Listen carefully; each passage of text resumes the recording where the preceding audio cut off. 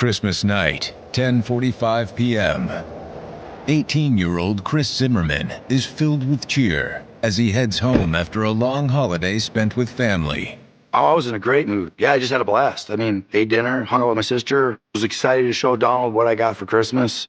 Donald is 20-year-old Donald Ott, Chris's friend and roommate. Donald was a very carefree, fun guy, easygoing. With an armful of presents, Chris makes his way to his apartment. But when he reaches the door, he notices that it's unlocked. Hey, Donald! Are you here, man? Inside, he sees Donald slumped over on the couch. Oh, there you are, man. What's going on? How was your Christmas? He's like, hey, man, what are you doing? What's going on? Donald? You didn't move. You better not be messing with me. That's when Chris notices Donald's face is a sickly shade of blue. It wasn't normal. It was, looked like he was wearing makeup, but it wasn't wearing makeup. And then I saw a pool of blood.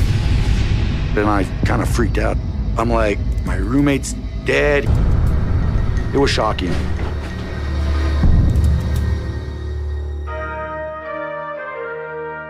Across town, Lt.Joe Kenda and his wife Kathy are sitting around the Christmas tree, unwinding after a long day of playing Santa to their two children. So what do you think? The kids enjoy it this year? I think they got what they wanted. We had just put the kids to bed, and we were having a little Christmas eggnog. And the phone rings, and I knew, and so did she. When the phone rings that late at night, it's not a friend, and it's not the family. It's the PD. Hello? Between, say, Thanksgiving and Christmas is the time when crime tends to increase. Okay, I'm on my way. So it's not a good time for guys like me. Sorry, honey, I gotta go.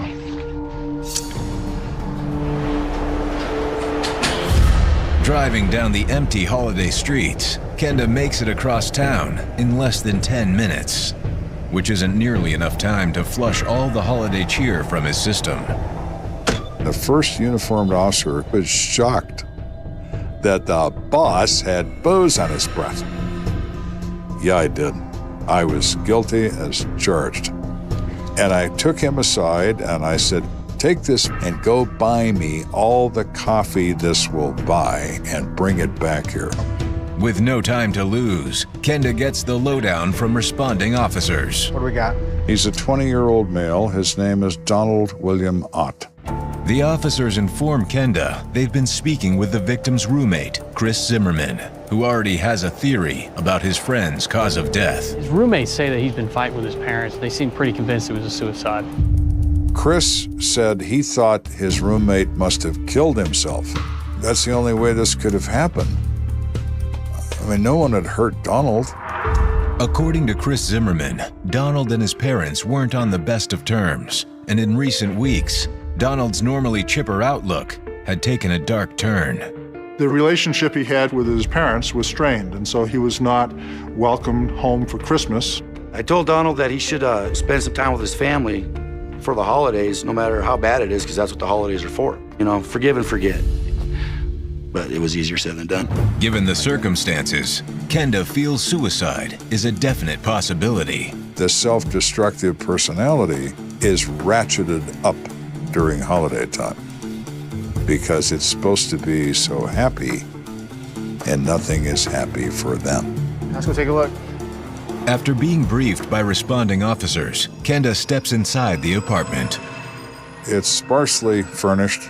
These are kids. They don't have any money. There's dirty clothes on the floor, scattered pizza crust, a couple of strings of Christmas lights in the kitchen. In the cramped living room, Kenda gets his first look at the victim. He has a single gunshot wound to the head, pass-through shot left to right, large caliber, very close range. Part of his skull cap and the contents of his head are on the kitchen floor, some distance away from where he's sitting.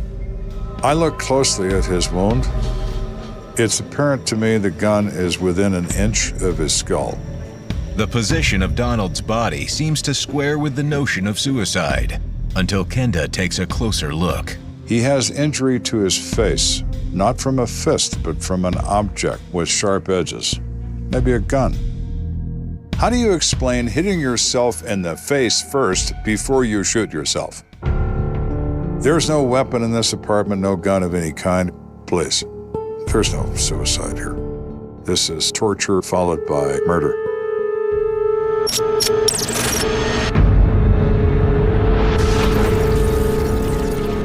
They smack him in his face, and then they shoot him.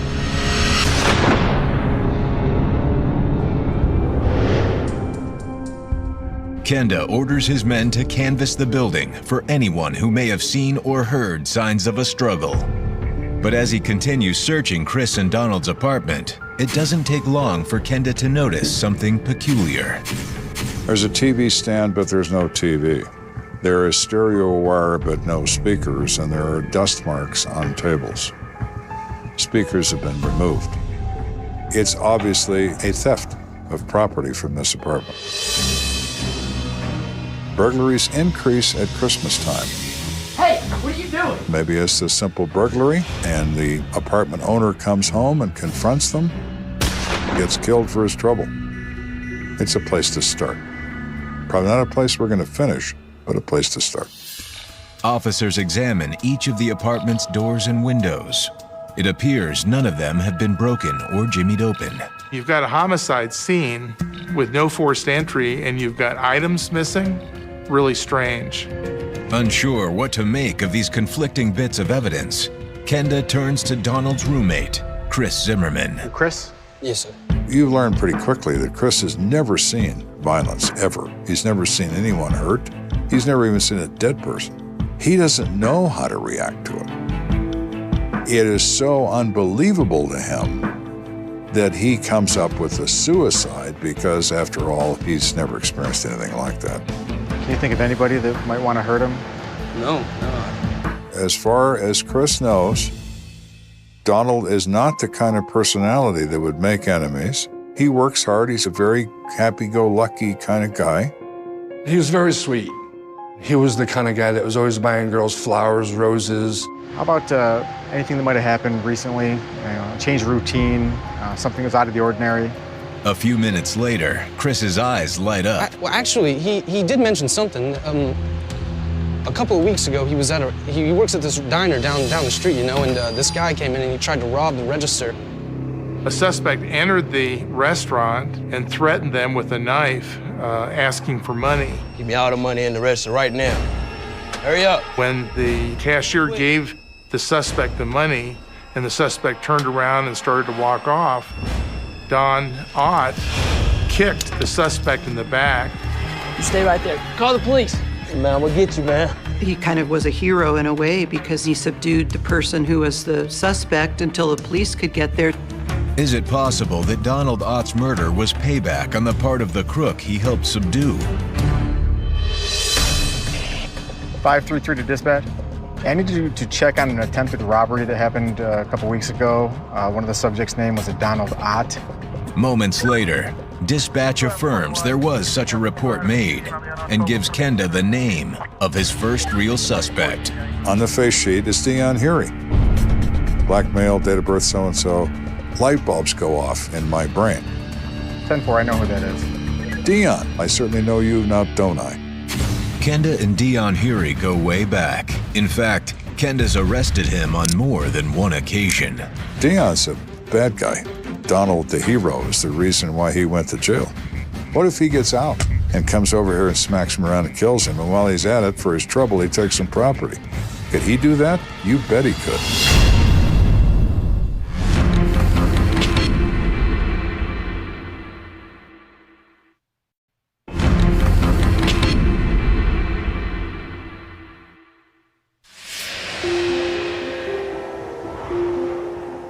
It's closing in on midnight Christmas Day, and most residents in Colorado Springs are warm in their beds. But not Lt.Joe Kenda.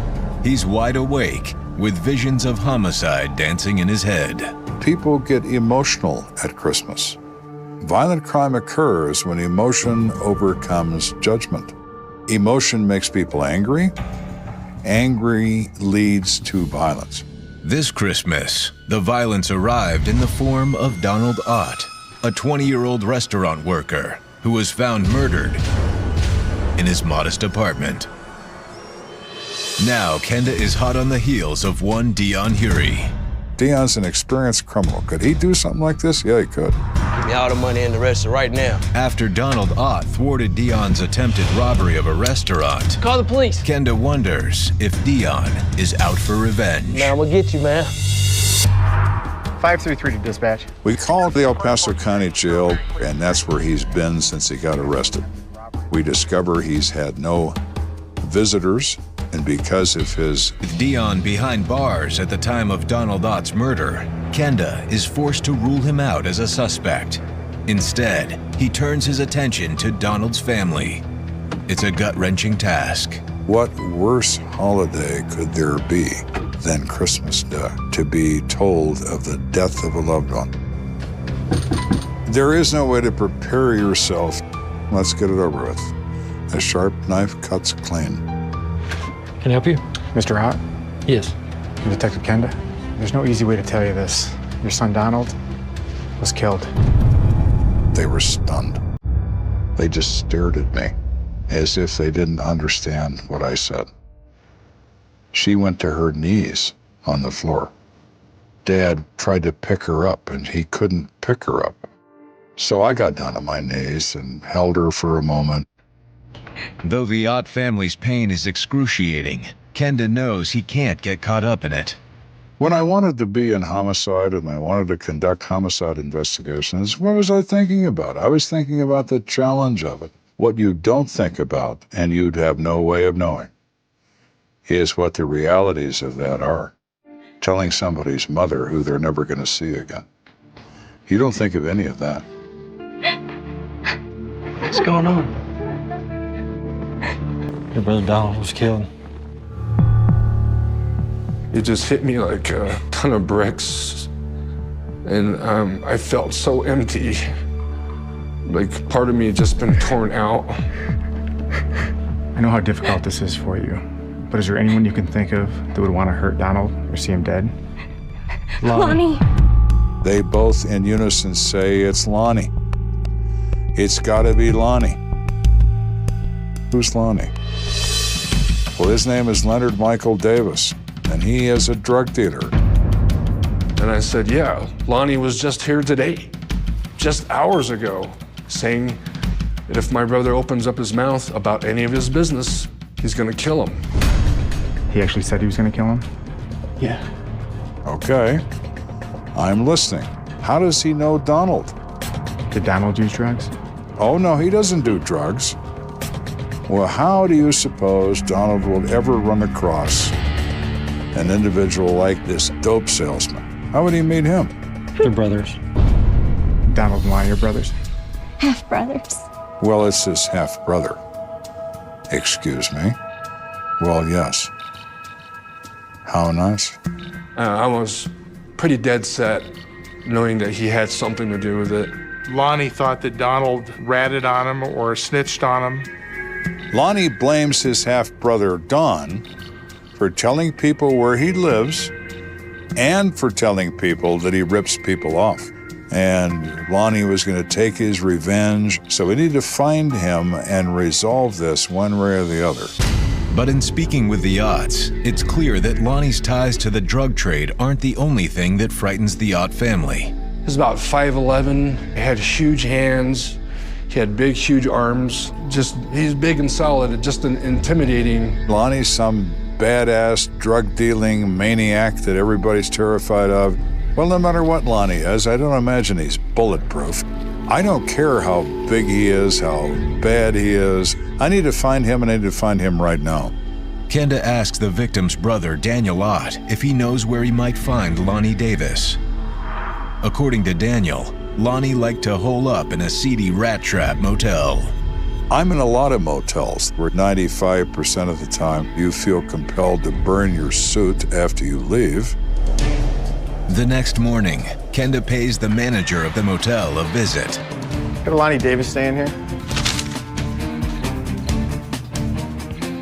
Yeah, he's in 5. Is he there right now?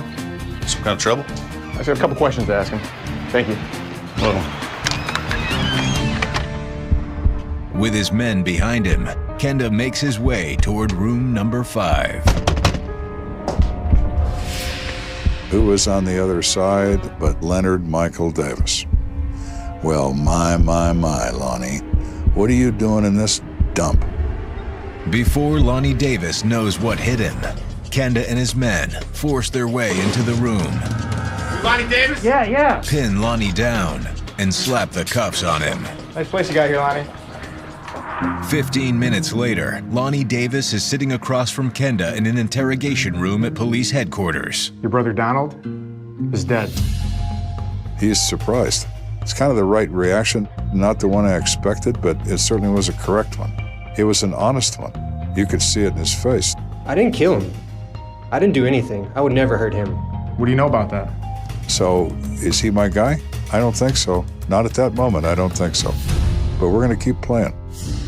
As Lonnie starts talking, Kenda begins to understand why he was so hesitant to speak. He's a rip guy. He rips people off. Lonnie sells cocaine and cuts it with baby powder. And he makes people really angry and he steals money. Lonnie's statement gets Kenda thinking.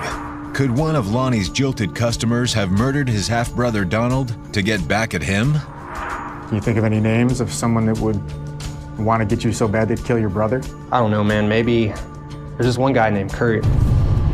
Kurt was ripped off by Lonnie Davis during a drug deal. Lonnie had promised that he would provide drugs to Kurt for $150. You got 150 worth? I don't have it with me. I can go grab it right around the corner. All right.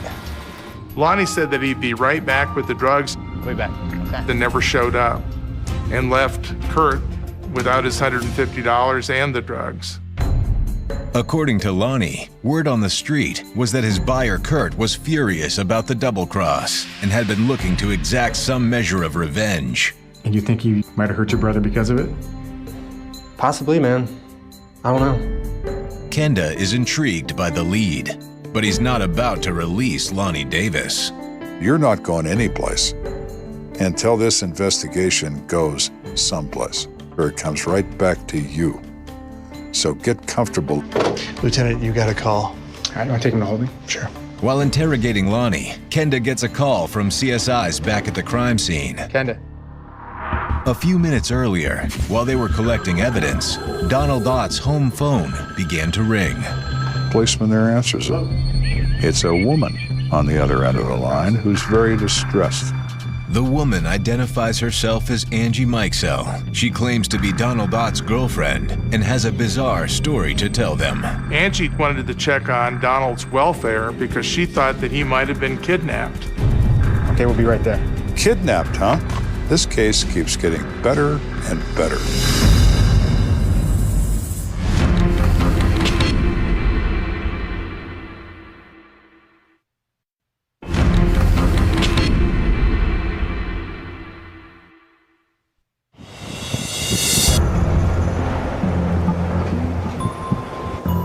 It may be the day after Christmas, but Lt.Joe Kenda and his team aren't exactly filled with holiday cheer. 20-year-old restaurant worker Donald Ott has been murdered in cold blood. And after speaking with Donald's half-brother, Lonnie Davis, Kenda has a line on a mysterious suspect named Kurt.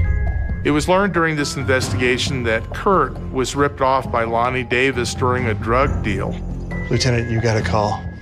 But no sooner does Kenda start working this angle than he receives a phone call that changes everything. Kenda. While at the crime scene, investigators received a telephone call from Angie Mikesell. Angie was a female friend of Donald Ott. Angie was worried about Donald, that maybe he might have been kidnapped. Okay, we'll be right there. Kenda and his detectives race to Angie's home, where she's waiting with her mother and a family friend named Dennis Gelpin. Detective Kenda, it's Detective Smith. Come on in, guys. He is very, very upset. This girl is very upset. Is Donald okay? Yes, I've been trying to call him all night. Do you know if he's okay? Sorry to say he's not. He was killed. And the emotion pours out of these people. A tearful Angie tells Kenda that since Donald was estranged from his parents, he'd spent most of the Christmas holiday with her and her family. Thank you very much. It was delicious, really. Donald had been at their house for Christmas dinner, and he had received a telephone call from a male identified as Kurt. Someone's on the phone for you. It's Kurt? Kurt was calling, trying to find Donald's brother, Lonnie, because Lonnie owed Kurt money. I don't know where he is. I was really suspicious as to why Kurt would be calling on Christmas. According to Angie, Donald tried to make amends on behalf of his half-brother. He was upset, and Donald was trying to calm him down. All right, can we meet somewhere? You want to talk? Okay. How about the mall? On Walnut Street. There's a shopping complex about, a mile or two away. I'm gonna help you out, I'm telling you. She hears him give that information to Kurt, saying that he'll meet him there in the parking lot at 9:30 that night. Are you crazy? Kurt on Christmas Day? Nothing. It's fine. An apprehensive Angie asked friend of the family, Dennis Galpin, to serve as backup and accompany Donald to his rendezvous with Kurt. I'm sorry, guys. I'm gonna have to leave. My brother's friend is in a situation. It's a little personal. Dennis, could you please take him? He has to be at the mall on Walnut Street. There isn't a car in this 6,000 car parking lot except Galpin's car containing he and Donald. The only other car that comes in there is an old white pickup truck. Donald tells Galpin to flash his headlights, so he does. The truck answers. That him? Yeah, that's Kurt driving. Donald Ott recognized the driver of the truck as being Kurt.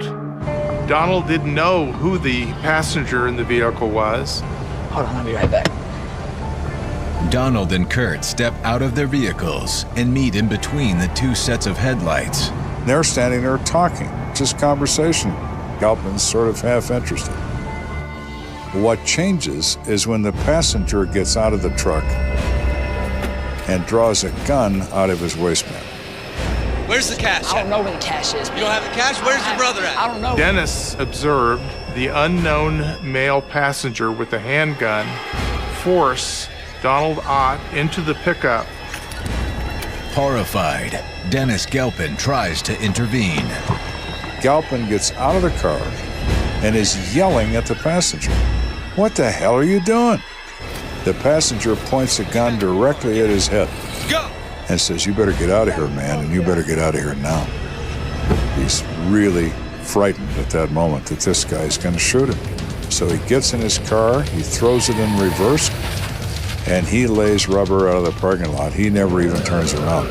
Dennis Galpin rushed back to the Mikesell home to tell Angie what had happened to her boyfriend. Fearful of what these two men might do to them, they decided not to call the police. Kenda takes a moment to let the harrowing details of this statement sink in. Everything that Galpin says to me, everything that Angie says to me, fits. I like this. It makes sense to me. Do you know Kurt's last name? No. But even if this Kurt character did kill Donald Ott as payback for his half-brother's shady drug deal, without a last name or a positive physical ID, finding Kurt or his mysterious gun-toting friend will be all but impossible. By any chance, can you tell us where we can find this Kurt? Yeah, do you want That is, until Angie offers up a new lead, an address for a friend of Kurt's. We start running records on this house. Who pays the utilities? A guy named James Eberhardt. We run a records check. We find a criminal record for Jim.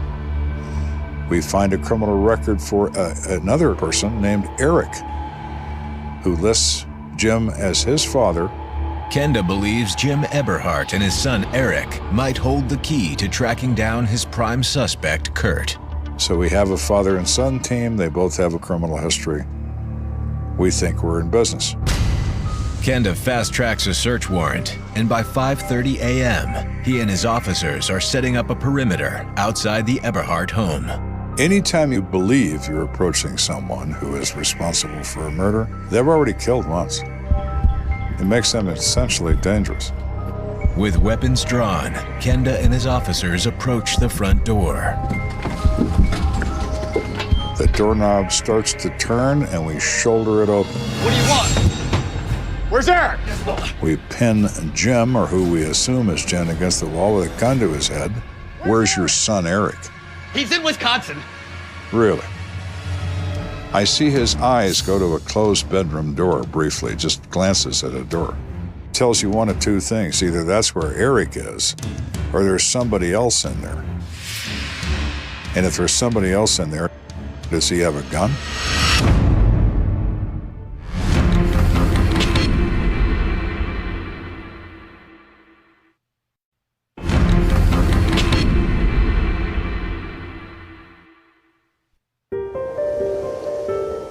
Lt.Joe Kenda is hot on the trail of two men suspected in the Christmas Day kidnapping and murder of 20-year-old Donald Ott. After storming the house of Jim Eberhardt and his son Eric, Where's Eric? Kenda realizes another potential suspect is lurking on the other side of a closed bedroom door. One he must assume is armed and dangerous. When you're in a situation where you might have a possible armed suspect, you're scared and you're anxious. You're thinking about protecting yourself and protecting your fellow officers and arresting the perpetrator without any incident. Kenda and his officers bust through the door. Let me see your hands! Hey! You crank a gun up his nose and you cuff him. Get control of him. Pat him down for weapons. You don't find any. Okay, nobody's been hurt. Now we can continue from here. Kenda believes the young man is one of two people, the mysterious Kurt, who seems to be the ringleader behind Donald Ott's murder, or Eric Eberhardt, who Kenda suspects played the gunman the night Daniel Ott was abducted. But in a surprise twist, the young man identifies himself as neither Kurt nor Eric Eberhardt. What's your name? Brian. Your full name? Brian Patrick Moore. What are you doing in here? Jim pipes up and says, He's here from Wisconsin. Okay, Brian, you're not Eric, but you'll do. We cuff him, we cuff Jim, we take him out of this house.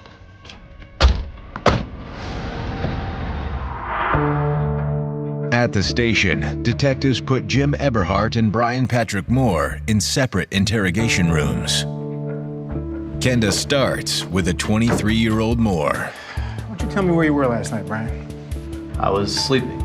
Though Moore claims he was asleep at the time Donald Ott was abducted, he does admit that on Christmas Day he was hanging out with a mutual friend of his and Eric Eberhardt's named Kurt.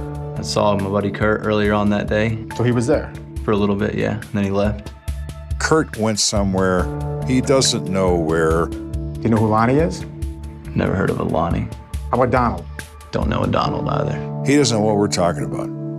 He doesn't know nothing. It's an alibi Kenda has a tough time believing. That's the story you want to stick with? That's what I'm sticking with. That's what I was doing. Was it you would think if all you do is lie, you would have the decency to be good at it, which you are not. Why don't you sit here and think about that for a little bit? All right? I'll be back. All right. With Brian Patrick Moore trying to stonewall him, Kenda walks next door to question Jim Eberhardt. At a moment like this, when you're confronting a guy that you think is weak, you can already see some weakness in him. I know that you know something about what happened. He's the caged animal. He's the nervous deer. He's the trapped rabbit. He's looking for a way out. Though he's got no concrete evidence linking Jim Eberhardt to the crime, Kenda plays hardball. You're facing a lot of jail time if you don't talk. I got a headline for you, Jimmy. We're talking serious jail this time. I have a dead kid, and I need to explain that. And you appear to be part of that explanation.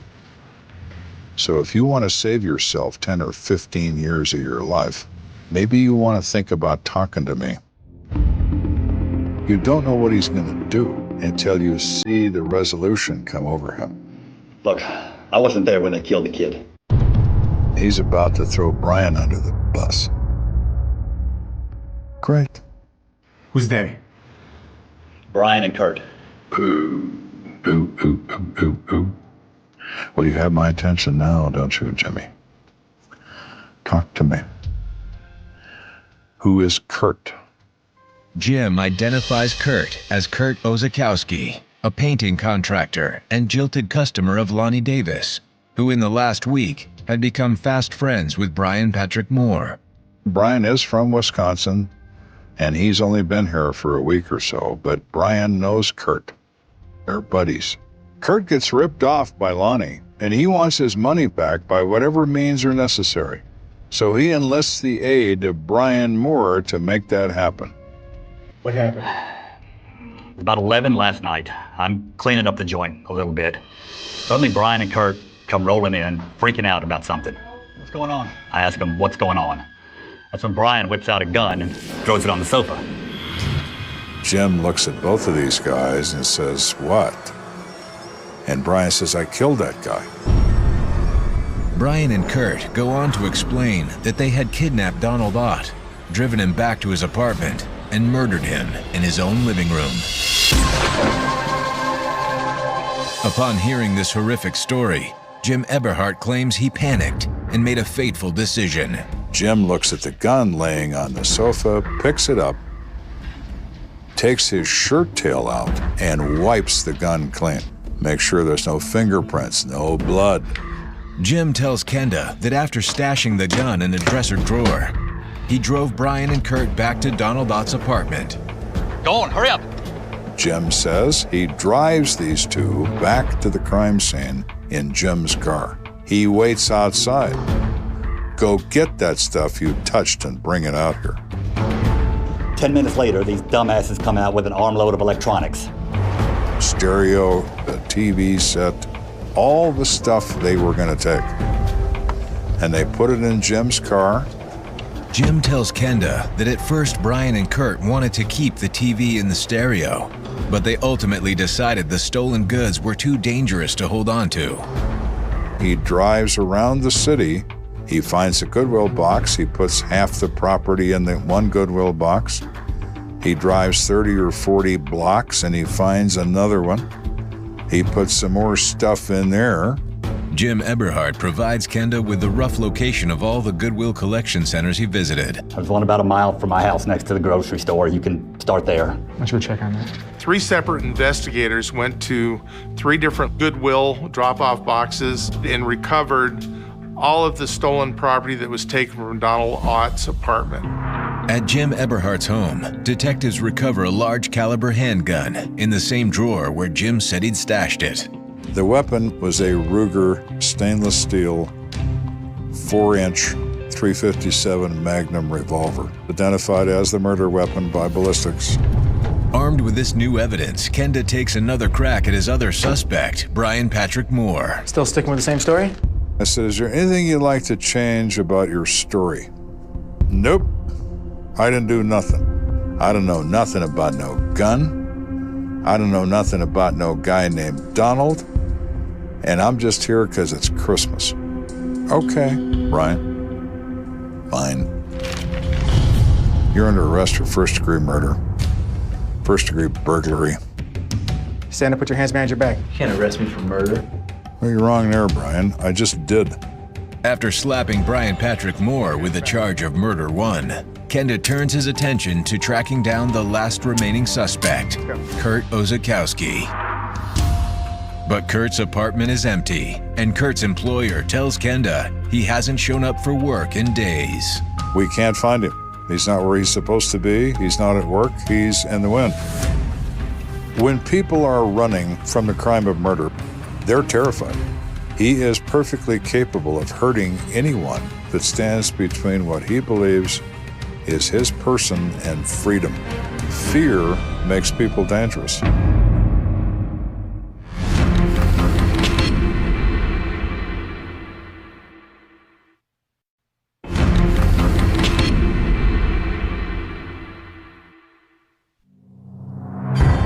"20-year-old Donald Ott has allegedly been murdered over a drug debt owed by his half-brother Lonnie Davis. Lt.Joe Kenda has apprehended one of the conspirators, Brian Patrick Moore. But his other prime suspect, Kurt Ozakowski, is still on the loose. We put his picture on TV. We say he's armed and dangerous, and I want to put the fear of God in that boy. I want him to think about the fact that every policeman is hiding behind every bush and they're looking just for him. It either drives them further underground or it flushes them out. Kenda's media blitz works. Just days after the Christmas Day murder of Donald Ott, Kurt Ozakowski turns himself in to Colorado Springs PD. He is in tears. He is a mess. He is very frightened. You have the right to remain silent. We advise him of his rights. He waives his rights. Which gives Kenda the freedom to put the pressure on Kurt.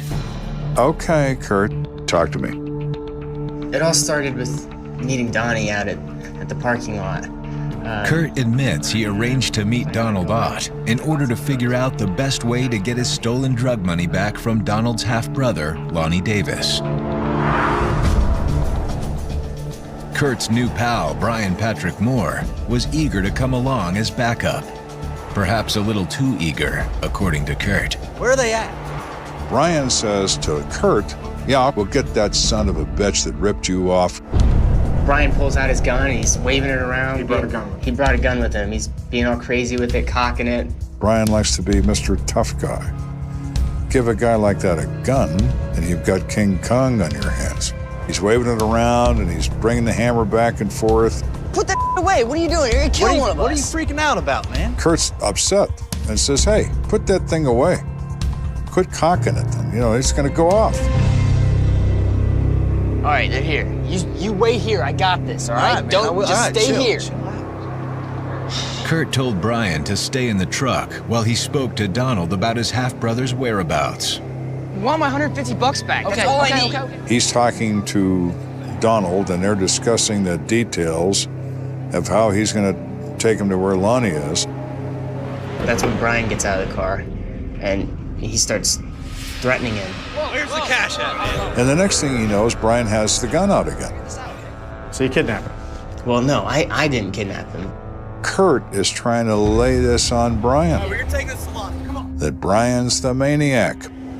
According to Kurt, Brian demanded Donald take them to Lonnie. Take us to Lonnie, now. I don't know where Lonnie is. I'm telling you, I don't know where he is. Donald keeps telling him, I don't know. I can take you to some places where I know he has stayed.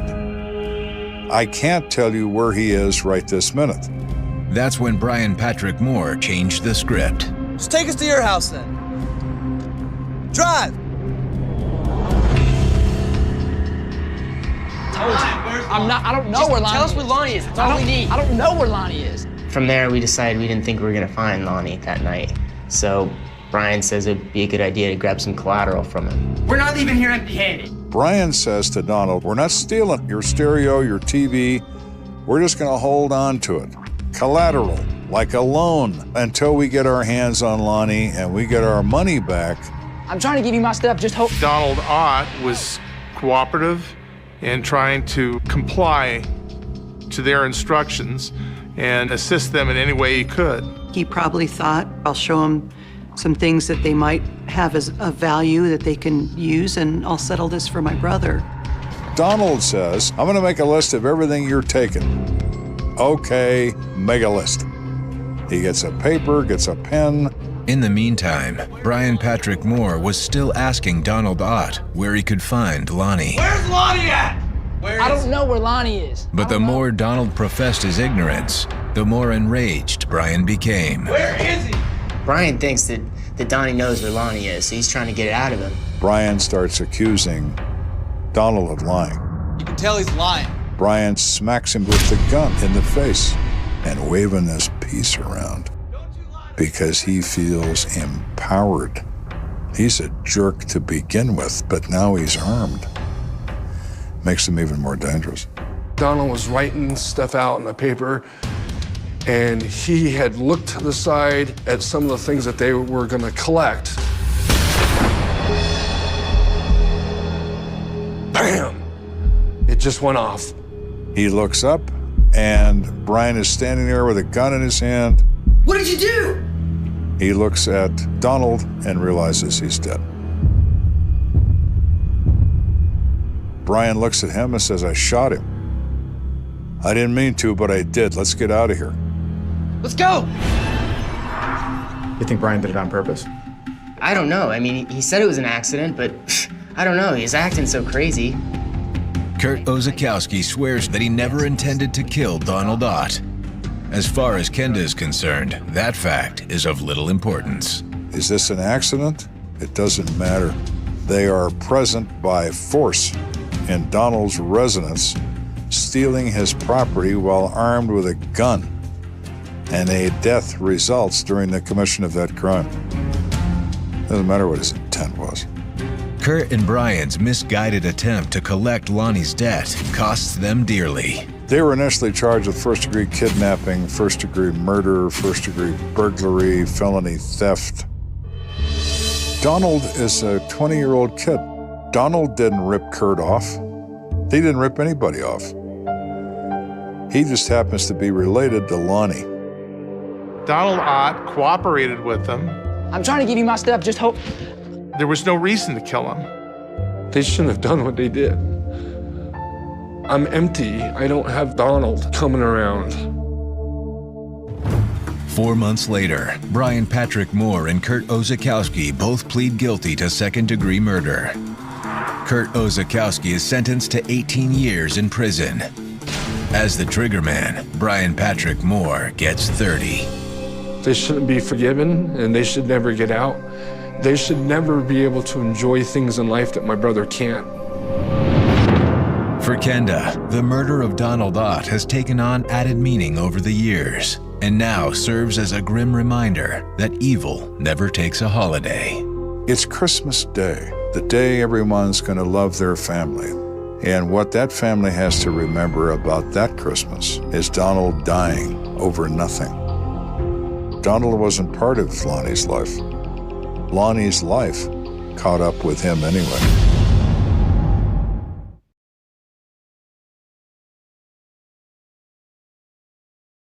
It starts with a sound no one can place later. A dull thud swallowed by the night. The kind of noise a city makes when it turns over in its sleep. And if you were awake in Sydney that winter morning in 2003, you might remember the air was cold enough to sting. The harbour wrapped in fog, streetlights glowing like dying embers, and somewhere between the last train home and the first bakery opening its doors, a life slipped quietly out of reach, unnoticed, unrecorded, leaving behind a silence that would grow heavier with every passing year. The call came in just after dawn, a jogger's voice tight with confusion, not panic yet, just that instinctive sense that something was wrong, something that didn't belong in the rhythm of the city, and police arrived to find an absence rather than a body. A car parked crooked at the edge of a quiet residential street. Engine cold, key still in the ignition, driver's door ajar like an unanswered question. The neighborhood was the kind people described as safe without thinking about it. Tree-lined streets, tidy lawns, the low hum of morning traffic carrying in from the main road. A place where neighbors nodded politely and left their doors unlocked on warm nights, and the missing woman's name moved from whispered curiosity to headline within hours. A young professional, late 20s, steady job, no known enemies, no history that hinted at danger, and yet the police tape fluttered anyway, bright and obscene against the pale winter light. Inside the car there were no signs of a struggle, no blood, no broken glass, just a handbag on the passenger seat, phone inside, battery dead, lipstick uncapped and rolling slightly as the wind nudged the door, as if she had stepped out for a moment and planned to come right back. Detectives talked to neighbors who had seen nothing, heard nothing, slept through the night undisturbed, and the first theory took shape quickly, the easy one, the one that lets everyone breathe a little easier. Maybe she walked away, maybe she met someone she trusted, maybe this wasn't a crime at all. But that theory began to fray almost immediately, because people don't usually vanish without their wallet, without their coat, without telling anyone, and they don't leave their lives neatly behind like a set piece abandoned after rehearsal. By midday her face was everywhere, printed on flyers, glowing on television screens, her smile frozen in a photograph taken at a party months earlier, the kind of image that now felt cruelly out of place, and the word missing began to carry weight, pressing down on the city, bending conversations toward fear. The search expanded outward in widening circles, police dogs tracing scent that dissolved into nothing, volunteers combing parks and bushland, helicopters chopping the air above the suburbs, and with every hour that passed without an answer the mood shifted, urgency hardening into dread, because Sydney knew this script, had read these headlines before, and knew how often they ended. Friends described her routines, the the cafe she stopped at on the way to work, the gym she visited twice a week, the late-night phone calls to her sister, and detectives mapped her final known movements with the precision of people who believed logic could still restore order. But the map ended abruptly at that quiet street. A dead end with no clear direction forward. Then came the first strange detail, the kind that doesn't make sense until much later, if ever. A neighbor recalling a car idling nearby around the same time, not unusual in a city that never quite sleeps, but the description was vague, color uncertain, make forgotten, and yet it was enough to unsettle investigators, because it suggested a witness without a picture, a shadow without a shape. Another neighbor mentioned a scream, or maybe it was a laugh, they weren't sure anymore, the memory already slipping, contaminated by news reports and late-night speculation, and this uncertainty became its own problem, each retelling blurring the line between fact and fear. Within days the case had a label, cold case whispered far too early, a phrase that felt premature and ominous, and detectives pushed back against it publicly even as the evidence stubbornly refused to cooperate. They pulled phone records, traced emails, scrutinized bank accounts, finding nothing out of place, no secret debts, no clandestine relationships, no digital footprint pointing toward escape or self-destruction, just a normal life cut cleanly in half. The media filled the gaps with questions, with speculation dressed up as insight, with images of dark alleys and faceless predators, and the community responded in the only way it knew how, with fear sharpened into vigilance, parents walking children to school, neighbors installing lights and cameras, the city tightening its grip on itself. Weeks passed, then months, and the investigation began to show the signs of strain. Leads followed to exhaustion, tips flooding in from people certain they had seen her on a bus, in a shopping center, crossing a street miles away. Sightings that dissolved under scrutiny, leaving behind disappointment and frustration. One tip stood out briefly, a report of a woman matching her description arguing with a man near the waterfront days after she vanished, but CCTV footage from the area yielded nothing conclusive, just anonymous figures moving through the frame, time-stamped ghosts who refused to be identified. Detectives argued quietly over theories, opportunistic attack versus targeted abduction, someone passing through versus someone close, and with every argument came the unspoken acknowledgement that they were guessing. The family watched all of this unfold with a mixture of hope and horror, clinging to every update, every promise that the case was active, that it mattered, that she mattered, and they learned quickly how the language of investigation could wound without intending to, how phrases like no new leads and ongoing inquiries could hollow out a day. They gave interviews, pleaded directly to the camera, asking anyone with information to come forward, and for a moment it seemed as if the city might answer, phones ringing off the hook at the station, but most calls led nowhere, and the rest led back to the same unanswered questions. As the first anniversary approached, the case settled into an uneasy limbo, not officially cold, not truly alive, hovering in that space where files grow thick, but progress grows thin, and detectives rotated on and off, bringing fresh eyes that quickly learned the same hard lessons.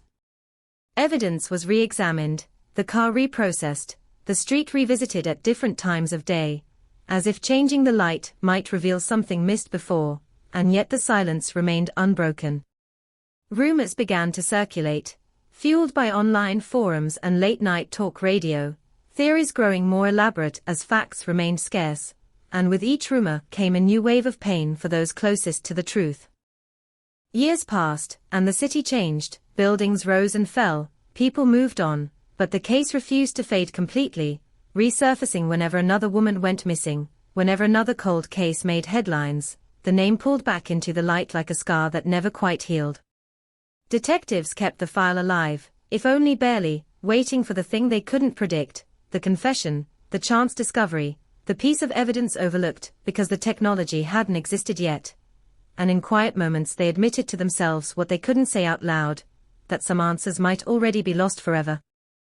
And still, the street remained, ordinary and unremarkable, cars parking and leaving, children riding bikes past the spot where a door once hung open in the cold morning air, unaware of the weight it carried, unaware that for some the case was never solved, never closed, just suspended in time.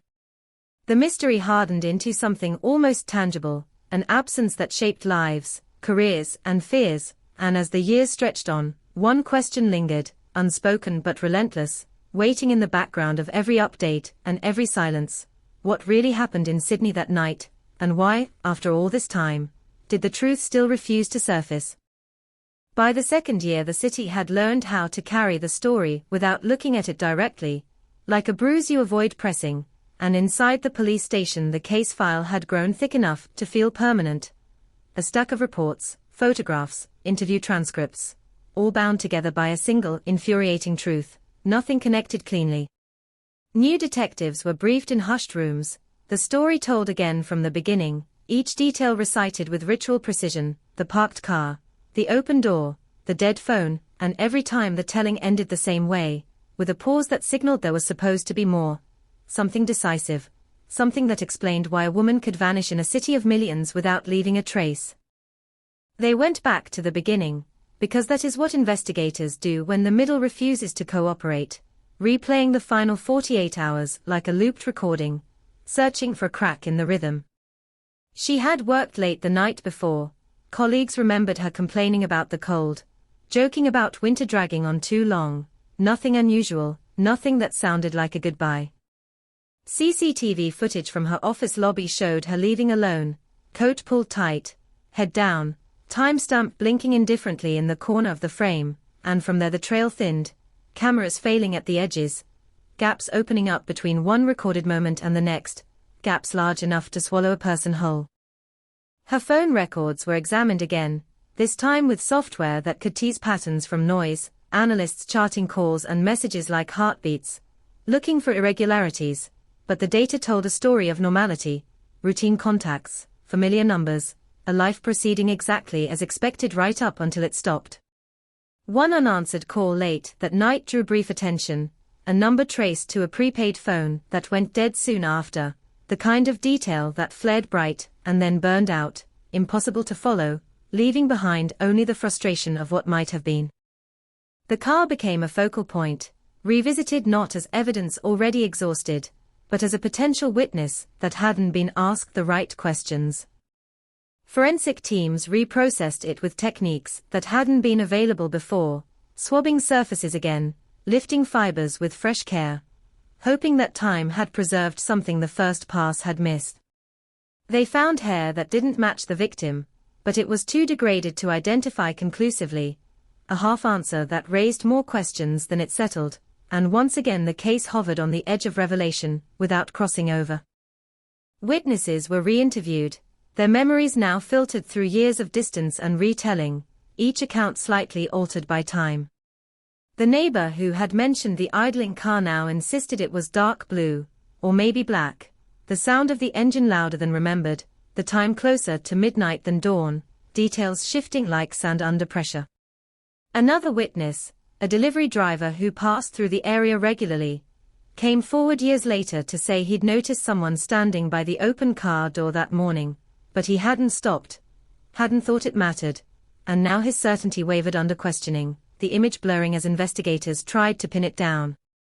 The investigation branched outward, examining people who had crossed her path in the weeks before she disappeared, co-workers, acquaintances, casual contacts, anyone whose name appeared in her emails or calendar, and for a while the case seemed to pulse with activity again, detectives knocking on doors, revisiting old conversations, asking questions no one wanted to answer anymore.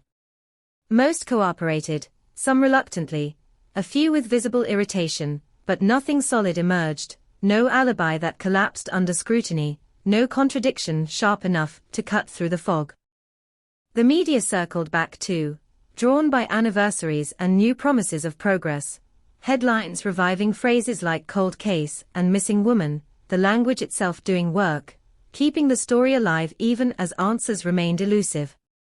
Talkback radio speculated openly, callers offering theories with unsettling confidence, some blaming strangers, others hinting darkly at people close to her, and every public discussion rippled outward, touching lives that had never asked to be part of the story. For the family, time did not dull the impact, it sharpened it, turning each unanswered question into something heavier, more permanent. They marked birthdays and holidays with an empty space that never closed, measuring years not by calendars, but by the distance from that morning, and they learned to read between the lines of official statements, to recognize when hope was being carefully rationed. They pushed for reviews, for fresh eyes, for anything that would keep the case from slipping into obscurity, and sometimes it worked. A task force assembled, funding allocated, the machinery of justice creaking back into motion. One such review brought an unsettling possibility to the surface: a series of similar disappearances and assaults across New South Wales around the same period, cases that had never been officially linked, but shared troubling patterns, late-night encounters, isolated locations, victims taken quickly and quietly. Analysts laid the files side by side, comparing timelines and methods, searching for a signature, and for a moment the idea of a serial offender hung in the air, a chilling explanation that promised clarity at the cost of something far worse.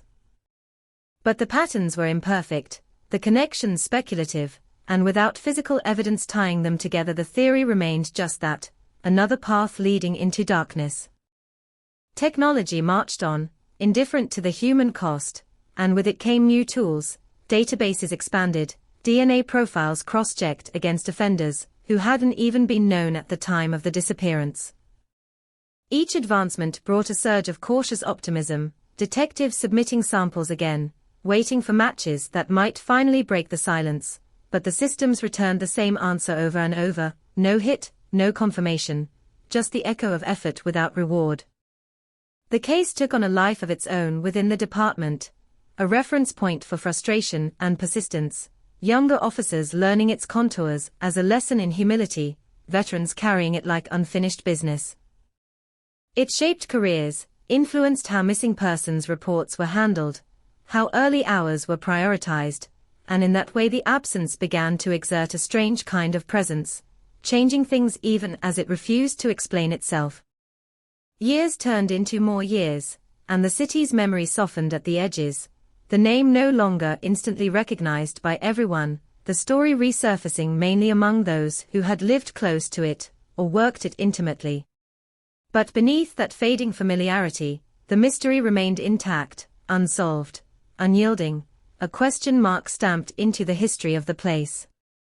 And somewhere in the quiet spaces between new developments and old streets, between progress and regret, the case waited, patient in its silence, holding on to whatever truth it still possessed, as if daring time itself to come and take it. The third decade began quietly, without ceremony, the way unresolved cases often do, slipping into a new year without answers while the rest of the world kept moving, and yet inside the investigation something subtle shifted, not a breakthrough, not even a clear lead, but a change in tone, a sense that the past was no longer as sealed as it once seemed. A new generation of detectives inherited the file, people who had grown up hearing about the disappearance as background noise, a cautionary tale mentioned in passing, and they approached it without the emotional exhaustion that had worn down those before them, reading old reports with unfamiliar eyes, questioning assumptions that had hardened into near facts simply through repetition. They noticed patterns others had accepted without challenge, the way early theories had narrowed too quickly, the way certain witnesses had been deprioritized because their stories didn't fit the dominant narrative of the time. One detective fixated on the timing, the narrow window between her last confirmed sighting and the discovery of the abandoned car, a span of minutes that had always felt too tight for coincidence.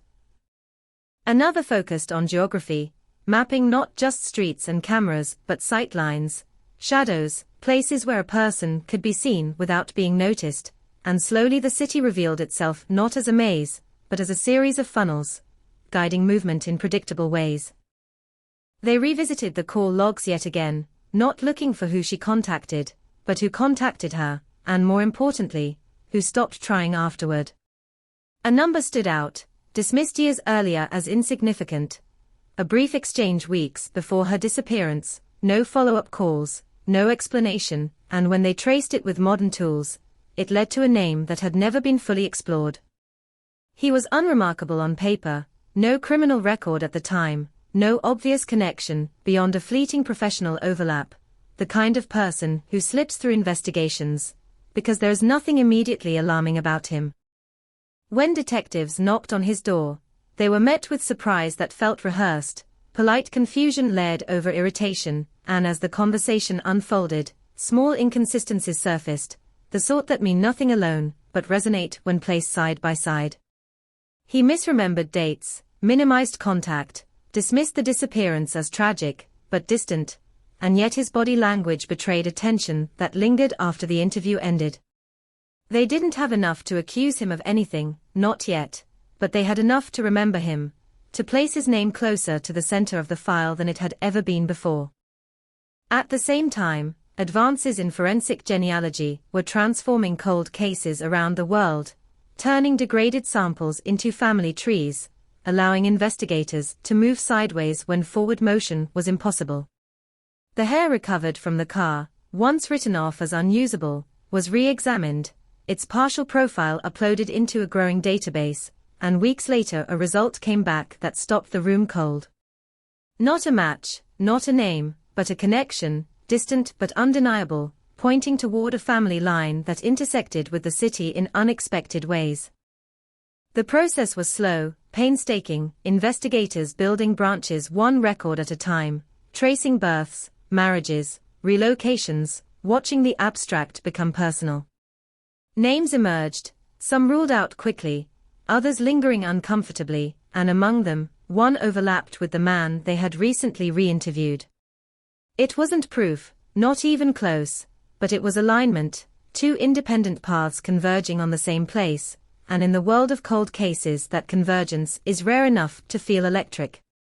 They brought him in again, this time with more structure, more pressure, and the interview room seemed smaller than before, the air heavier. He answered questions carefully, too carefully, as if aware that every word was being weighed, and when detectives mentioned new forensic techniques, his composure cracked, just enough to be noticed.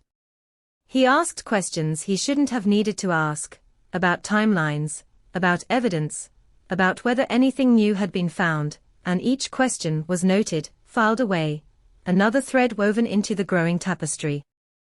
Outside the station, life continued in indifferent contrast, commuters rushing past the building without knowing what was happening inside, unaware that a case long assumed unsolvable was stirring again. The family was informed cautiously, investigators careful not to promise what they couldn't yet deliver, but even guarded updates carried weight, a shift from nothing to something, from silence to movement, and hope returned, fragile but insistent. Search warrants followed, targeted and precise, homes revisited, storage units opened, old boxes disturbed for the first time in years. They found mundane relics of ordinary lives, receipts, photographs, tools, and then something that didn't belong, an item that matched a description given long ago, dismissed at the time as too generic to matter. Context changed everything, and suddenly that description mattered a great deal. The suspect denied knowing how it got there, offered explanations that unraveled under scrutiny, and as detectives pressed, the gap between his story and reality widened. They still lacked the one thing that could anchor it all, the body, the definitive proof of what had happened, but absence no longer felt like a wall, it felt like a door left ajar.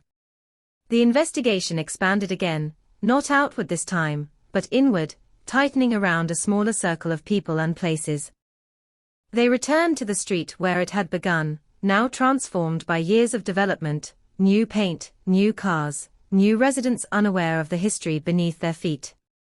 Using modern reenactment software, they reconstructed the night minute by minute, testing sightlines, sound travel, escape routes, and for the first time the scenario cohered into something plausible, terrifyingly so. A brief encounter, a moment of trust, a decision made too quickly to undo, and a disappearance engineered to look like nothing at all. When they confronted him with the reconstruction, with the genealogical link, with the item recovered from his property, his defenses eroded visibly, sweat beading at his temples, hands clenching and unclenching as if grasping for something solid.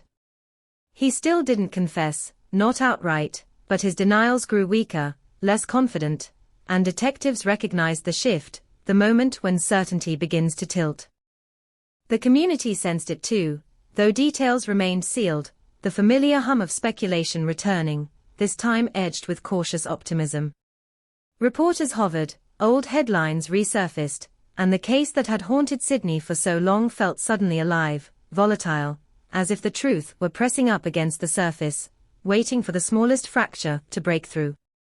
And somewhere between what was known and what was finally becoming undeniable, the silence that had lasted for years began to crack, its hold on the city weakening at last. Pressure changes a person in small, measurable ways, and detectives are trained to watch for it: the tightening jaw, the delay before answering, the eyes searching for exits that don't exist, and in the weeks that followed the second interview those changes became impossible to ignore. The man returned to his routines, went to work, spoke to neighbors, laughed at the right moments, but something in his rhythm was off, as if he were always half a second behind the world, reacting rather than moving freely within it. Surveillance teams noted the details without comment, the late-night drives that traced familiar routes without clear purpose, the sudden interest in old storage spaces, the careful disposal of items that should have meant nothing at all. Inside the investigation, momentum built quietly, deliberately, every move calibrated to avoid spooking the one person who now sat squarely at the center of the map. Detectives compared notes across departments, pulling in analysts who specialized in behavioral patterns, people who could read meaning in repetition and avoidance, and they began to sketch a psychological profile that fit uncomfortably well. It suggested someone capable of appearing ordinary, even kind, someone who blended into professional spaces without leaving an impression, someone who believed control was best exercised invisibly. It was a profile that made sense of the absence, of the way a person could be removed without noise, without witnesses willing to swear to what they had seen. The forensic genealogy work deepened, branching outward with relentless patience, confirming connections, ruling out false positives, narrowing the field until coincidence became statistically implausible. Every confirmation tightened the circle, and with each one the case grew heavier, more real, shedding the abstraction that had protected it for so long. This was no longer a puzzle defined by missing pieces, it was a story defined by intent, by decisions made and consequences deferred. They returned again to the victim's life, not looking for secrets this time, but for moments of vulnerability, points where paths might have crossed unnoticed. Calendars were re-examined, emails reread with fresh eyes, casual meetings recontextualized, and a pattern emerged that had been invisible before, a series of brief, professional interactions that seemed insignificant in isolation, but now formed a thin, dangerous thread. It wasn't obsession, not in the dramatic sense people expect, it was opportunity, cultivated quietly, patiently, until the moment presented itself. When detectives laid this out internally, the room fell silent, the weight of inevitability settling in, because the theory explained too much, accounted for too many unanswered questions. It explained why there had been no struggle, why the scene had felt staged by omission rather than violence, why the city had slept through it all. It suggested a crime built on familiarity, on the weaponization of trust, and that realization landed hard. The suspect was called in again, this time under the pretense of clarifying minor discrepancies, and the interview began softly, conversationally, detectives allowing him space to speak, to fill the air, to commit himself to versions of events that could be tested. As the hours passed, the temperature shifted, questions tightening, facts introduced with surgical precision, and the room seemed to close in around him. He corrected detectives too often, volunteered details unprompted, tried to steer the conversation away from certain dates, certain locations, and every attempt to control the narrative only revealed how desperately he needed to. They showed him photographs he hadn't seen before, innocuous images of streets and buildings, asking simple questions about familiarity, and when his gaze lingered too long on one particular corner, the reaction was noted. They mentioned the hair sample casually, the way one might mention the weather, and watched as his breathing changed, shallow and rapid, his foot tapping against the floor in a rhythm that betrayed his composure. Still, he didn't break, not fully, and when the interview ended he walked out a free man, but the air around him felt different, charged with consequence. Behind the scenes, prosecutors were brought in, cautious and methodical, reminding investigators of the burden they carried, the necessity of evidence that could survive scrutiny, that could speak clearly when memories and emotions could not. They wanted more, something physical, something undeniable, and detectives understood the challenge, because the one thing that could anchor everything remained missing. Without it, the case hovered in a dangerous space between certainty and doubt. Search efforts resumed in places long considered unlikely, guided by new behavioral analysis, focusing on areas that balanced accessibility with concealment.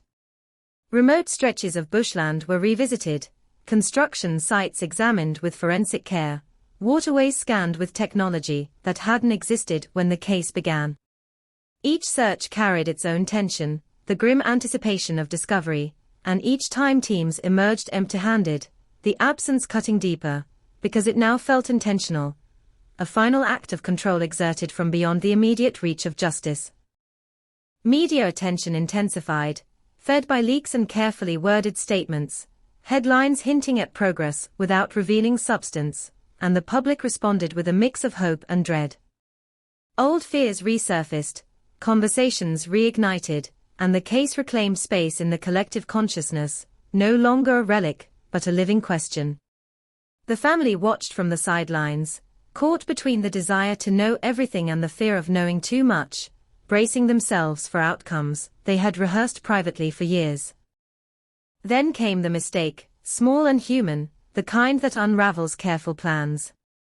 A witness, overlooked because their connection seemed too distant, came forward after recognizing a detail in a news report, a phrase that unlocked a memory they had dismissed at the time. They remembered a conversation, a casual remark made years earlier by the suspect, a comment that had seemed strange but harmless, about a place, about timing, about being in the wrong spot at the wrong moment. When detectives followed up, the memory aligned with their reconstruction in ways that made coincidence impossible to maintain. Confronted with this new account, the suspect's defenses faltered more visibly than before. His story shifted, subtly at first, then more dramatically, contradictions piling up, explanations growing strained. He asked for breaks, demanded clarification, accused investigators of misinterpretation, and in those reactions detectives saw not innocence outraged, but control slipping, the careful management of perception breaking down under sustained pressure. Still, confession remained out of reach, and the hours stretched on, interviews ending and beginning again, a slow grind designed to exhaust resistance without crossing legal lines. Investigators reminded themselves constantly that patience had been their greatest ally so far, that rushing now could undo years of work. They gathered what they could, building a case not around a single revelation, but around accumulation, detail layered upon detail until denial became untenable. As weeks turned into months, the city waited, tension humming beneath the surface, reporters camped outside official buildings, commentators speculating openly about arrests that had not yet been made. The phrase cold case began to feel inaccurate, outdated, as if the story itself were pushing back against the label, demanding recognition as something unresolved but active, alive with consequence. In quiet moments, detectives revisited the earliest photographs, the empty street, the open car door, the ordinary scene that had concealed extraordinary harm, and they understood now what they hadn't then, that the absence had never been random. It had been engineered, carefully, deliberately, by someone who believed they could outlast time itself. The question that remained was no longer who or how, but whether time, armed with patience and persistence, would finally prove them wrong, and as the investigation edged closer to that answer, the weight of the years pressed in, demanding resolution, demanding truth, no matter how long it had taken to surface. Time stopped feeling like an enemy and started feeling like a weapon, something the investigation could finally use instead of fear, because time wears people down, not just evidence. It erodes certainty, weakens the stories we tell ourselves, exposes the gaps we learn to live with, and in the months that followed the pressure campaign, the suspect began to show the slow, invisible fractures of someone who could no longer keep the past sealed. Friends noticed he was distracted, irritable, prone to sudden silences, his conversations looping back on themselves, as if he was stuck on an internal script he couldn't escape. At work, his performance slipped, mistakes appearing in places where he had once been meticulous, and supervisors wrote reports that would later become footnotes in a much larger story. Inside the investigation, the strategy shifted from confrontation to containment. Detectives stopped pushing publicly, stopped signaling progress, allowing the surface of the case to cool while the core continued to burn. Surveillance remained quiet and persistent, a presence that didn't announce itself, but never disappeared, and every movement, every deviation from routine, was logged, cross-referenced, analyzed for meaning. They weren't waiting for a confession anymore. They were waiting for a break in behavior, the kind of mistake that only comes when someone believes the danger has passed. Forensic teams continued their work in parallel, revisiting old evidence with new methods, extracting microscopic data from items that had once seemed inert. Fibers, dust, trace materials became sources of narrative, telling stories about movement, contact, proximity. Analysts reconstructed scenarios not as speculation, but as probability models, mapping what must have happened for the physical evidence to exist as it did. The models converged on the same conclusion, again and again, tightening the logic until it felt less like theory and more like inevitability. The genealogical profile advanced as well, narrowing further, eliminating distant branches, focusing on direct lines, and with each elimination the picture sharpened. What had once been an abstract family tree became a narrow corridor, and at the end of it stood the same name, the same figure, the same presence that now haunted every meeting, every briefing, every late-night strategy session. Investigators spoke less about suspects and more about timelines, less about possibilities and more about sequences, because the story was no longer about who might have done it, but how it had unfolded. The breakthrough came not in a dramatic confession, or a shocking discovery, but in a quiet administrative moment, the kind no one outside the system ever notices. A routine audit of archived infrastructure plans revealed a detail that had been overlooked for years, an access route that no longer existed, a service corridor sealed during redevelopment, invisible to the modern city, but fully accessible in 2003. It connected two seemingly unrelated locations, creating a path that made the original disappearance not just plausible, but disturbingly simple. When detectives overlaid this route onto their reconstruction, the narrative snapped into place with chilling clarity. The timing worked. The distances made sense. The lack of witnesses became logical instead of mysterious. The city itself had provided the cover, its hidden spaces and forgotten passages offering a silent accomplice. What had once felt like an impossible vanishing act now looked like a calculated use of environment, knowledge, and timing.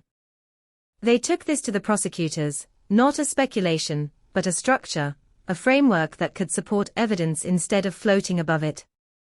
The response was cautious, but unmistakably different. The language shifted.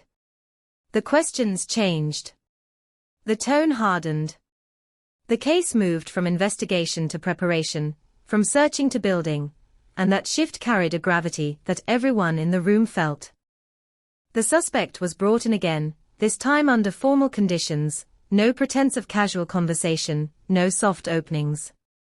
The interview room felt smaller than ever, the walls closer, the air heavier, the silence louder. They laid out the timeline, the connections, the forensic links, the genealogical evidence, the access routes, not as accusations, but as facts, a sequence of realities that existed regardless of what he chose to say. Each piece was placed carefully, deliberately, like stones building a wall he could no longer see through. At first he deflected, questioned, minimized, the familiar defenses rising automatically, but as the narrative tightened, his posture changed. The confidence that had once carried him through interviews evaporated, replaced by something brittle, defensive, and when detectives presented the infrastructural route, the sealed corridor, the hidden connection between spaces, something broke. Not a confession, not yet, but a visible collapse of certainty, the moment when the story he had relied on no longer protected him. He asked for a lawyer. The room went quiet. The interview ended. From the outside, nothing changed. No dramatic arrest. No public announcement. Just another man leaving a police station under routine procedure. But inside the system, everything shifted. Warrants were prepared. Timelines formalized. Evidence packages assembled. The machinery of prosecution began to turn, slow and heavy, built not for speed but for permanence. Search operations intensified in one specific area, guided by the newly discovered route and behavioral analysis that suggested concealment rather than disposal. The terrain was difficult, layered with years of development, environmental change, and human activity, but technology compensated where nature resisted.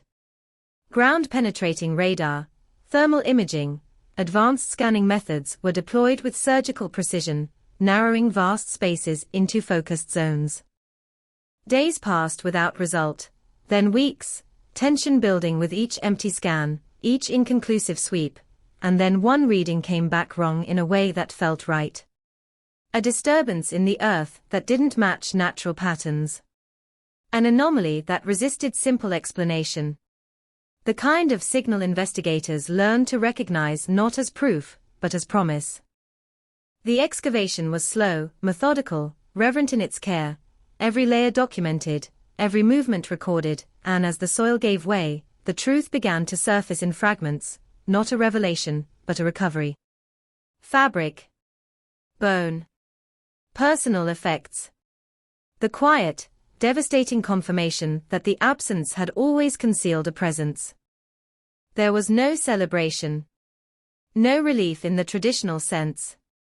Only a heavy stillness, as the reality settled into the space where questions had lived for years. For the investigators, it was the end of a search and the beginning of a different responsibility. For the family, it was the collapse of hope into grief, clarity replacing uncertainty in a way that felt both merciful and cruel. The suspect was arrested without spectacle, without cameras, without drama, taken in quietly, the way the crime itself had unfolded. The city woke to the news slowly, headlines spreading like a low, rolling thunder, not explosive, but relentless. Sydney 2003 cold case finally solved, the words carrying weight that went beyond language, beyond journalism, beyond narrative.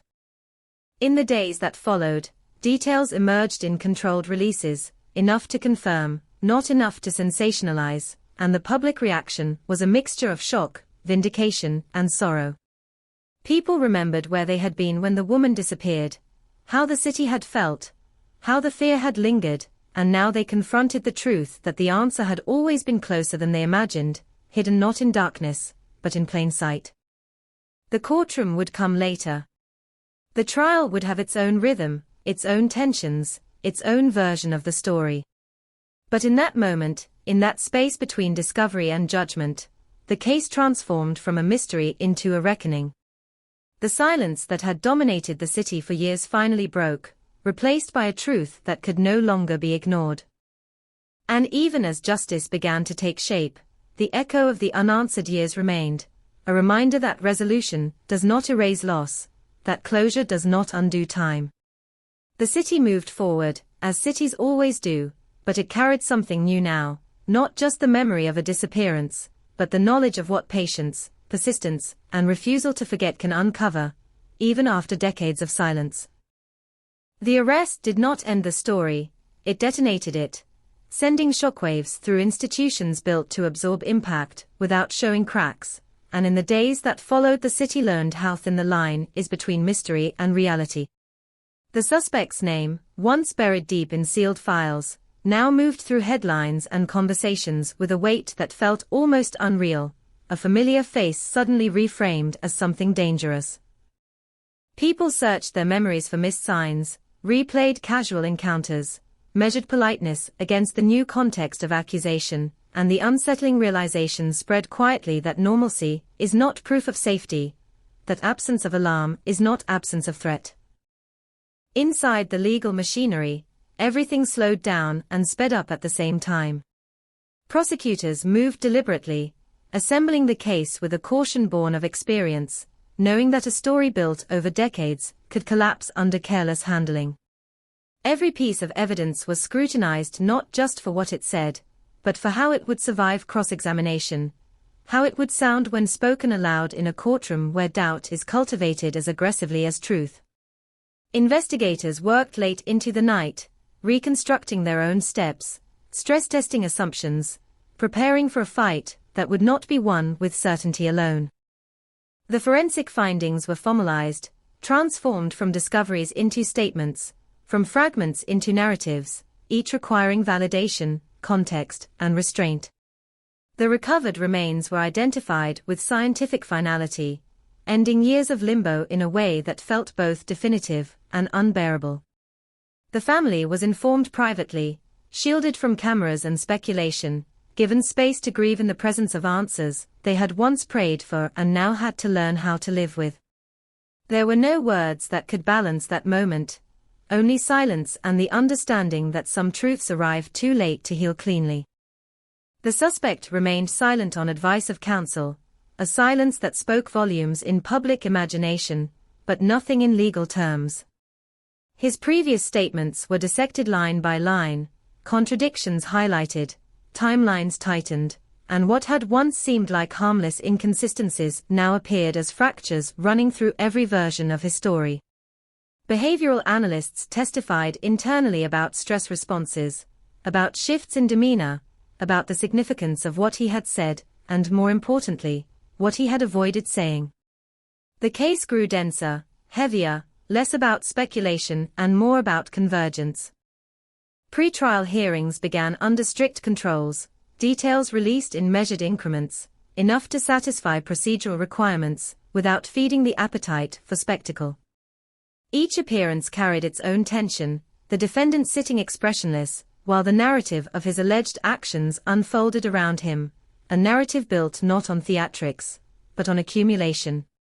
The prosecution outlined a sequence of events that transformed the disappearance from an enigma into a deliberate act, structured, timed, and concealed with care. Defense counsel pushed back, challenging methods, questioning reliability, probing for weaknesses, and the court listened, the balance of justice held delicately between competing interpretations of the same facts. Outside, the public reaction evolved from shock to scrutiny. Commentators debated investigative techniques, the ethics of forensic genealogy, the risks of confirmation bias in long-running cases, and these debates mattered, because the case had grown larger than itself. It became a symbol of what modern policing could achieve and what it must guard against, a test of whether persistence could coexist with fairness. Law schools dissected it. Journalists re-examined their own coverage. The city engaged in a collective reassessment of how it remembers, how it forgets, and how it demands answers. The street where it began drew quiet attention again, not from investigators this time, but from people standing briefly, looking at nothing in particular, imagining the ordinary moment that had turned catastrophic. Flowers appeared and disappeared. Notes were left, folded carefully, unread by anyone but the wind. The space absorbed these gestures without comment, a reminder that places do not remember, people do. As the trial date approached, the weight of years pressed down harder, expectations colliding with reality. For some, the idea of resolution had taken on mythic proportions, an imagined release from fear and uncertainty, but those closest to the truth understood something else now, that justice is procedural, not poetic, that it moves according to rules designed to protect everyone, even those accused of unspeakable acts. There would be no cinematic confession, no moment where everything made emotional sense at once. There would be evidence, argument, judgment, and then the long work of living afterward. When proceedings finally began, the courtroom became a theater of restraint, emotion contained by protocol, the story told in measured tones that belied its impact. Witnesses spoke of small details, times, locations, interactions that had seemed insignificant until they weren't, and as each piece was placed before the court, the picture sharpened. The defense challenged credibility, suggested alternative explanations, emphasized the years that had passed, but time, once the great obstacle, now worked against them, because it had not erased the patterns, it had preserved them. The recovered route, the hidden corridor of the city, was presented with diagrams and expert testimony, transforming an abstract idea into a physical reality the jury could understand. They saw how movement could occur unseen, how proximity did not require visibility, how the absence of witnesses was not evidence of absence but of design. The genealogy evidence was explained carefully, its limitations acknowledged, its role clearly defined as a guide rather than a conclusion, and in that transparency it gained strength instead of losing it. The defendant remained composed, watching the proceedings with a stillness that read differently depending on who observed it, resignation to some, calculation to others. He did not testify. His silence was not guilt in the eyes of the law, but in the court of public opinion it carried its own gravity, a void where answers might have been. The jury listened, deliberated, returned again, the slow rhythm of justice unfolding without regard for headlines or impatience. When the verdict was finally delivered, it arrived without flourish, spoken plainly, recorded officially, and in that simplicity lay its power. The words closed a chapter that had remained open for decades, not with drama, but with authority. The family held each other. The city exhaled. The system moved on to the next case, the next mystery, the next demand for answers. Sentencing came later, another procedural step, another measured response to an immeasurable loss, and when it was complete, when the formalities had ended, what remained was something quieter and more enduring. A story that had once been defined by absence was now defined by accountability. A city that had carried an unanswered question for years finally had an answer, even if it did not bring peace in the way some had hoped. The case entered history books and training manuals, cited as proof of what patience and evolving science could achieve, but for those who had lived inside it, who had carried its weight day after day, it remained personal, raw, unfinished in ways no verdict could resolve. Justice had been served, according to the law, but the echo of the original loss still moved through the city, a reminder that solving a case does not restore what was taken, it only names it. And as Sydney settled back into its routines, harbor lights reflecting on dark water, streets humming with ordinary life, the memory of that winter morning in 2003 lingered, not as an open wound anymore, but as a scar, visible if you knew where to look, marking a place where silence once ruled and truth, at last, broke through. After the verdict, the noise fell away faster than anyone expected, as if the city had been holding its breath for so long that the exhale emptied the room all at once. Reporters packed up, cameras disappeared, the courthouse steps returned to stone and shadow, and what remained was a quieter aftermath, the kind that doesn't make headlines, but settles into people's lives with a dull persistence. For the family, there was no sense of an ending, only a shift in texture, grief no longer suspended in uncertainty, but anchored to facts they could not change. They spoke less to the media now, choosing privacy over explanation, learning how to carry a truth that was heavier precisely because it was complete. Within the police force, the case became something between legend and lesson, retold not for drama but for instruction. Briefings dissected each phase, the early missteps, the assumptions that narrowed vision too quickly, the moments where patience mattered more than urgency. Younger officers listened closely, aware that one day they might inherit a file just as stubborn, just as unforgiving, and the unspoken message lingered in every retelling: answers are not always fast, and they are never guaranteed.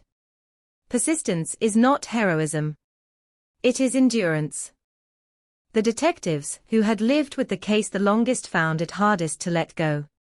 4 years their days had been structured around an absence, a missing person who shaped decisions and priorities without ever being present, and now that absence had been replaced by resolution, but the habits remained.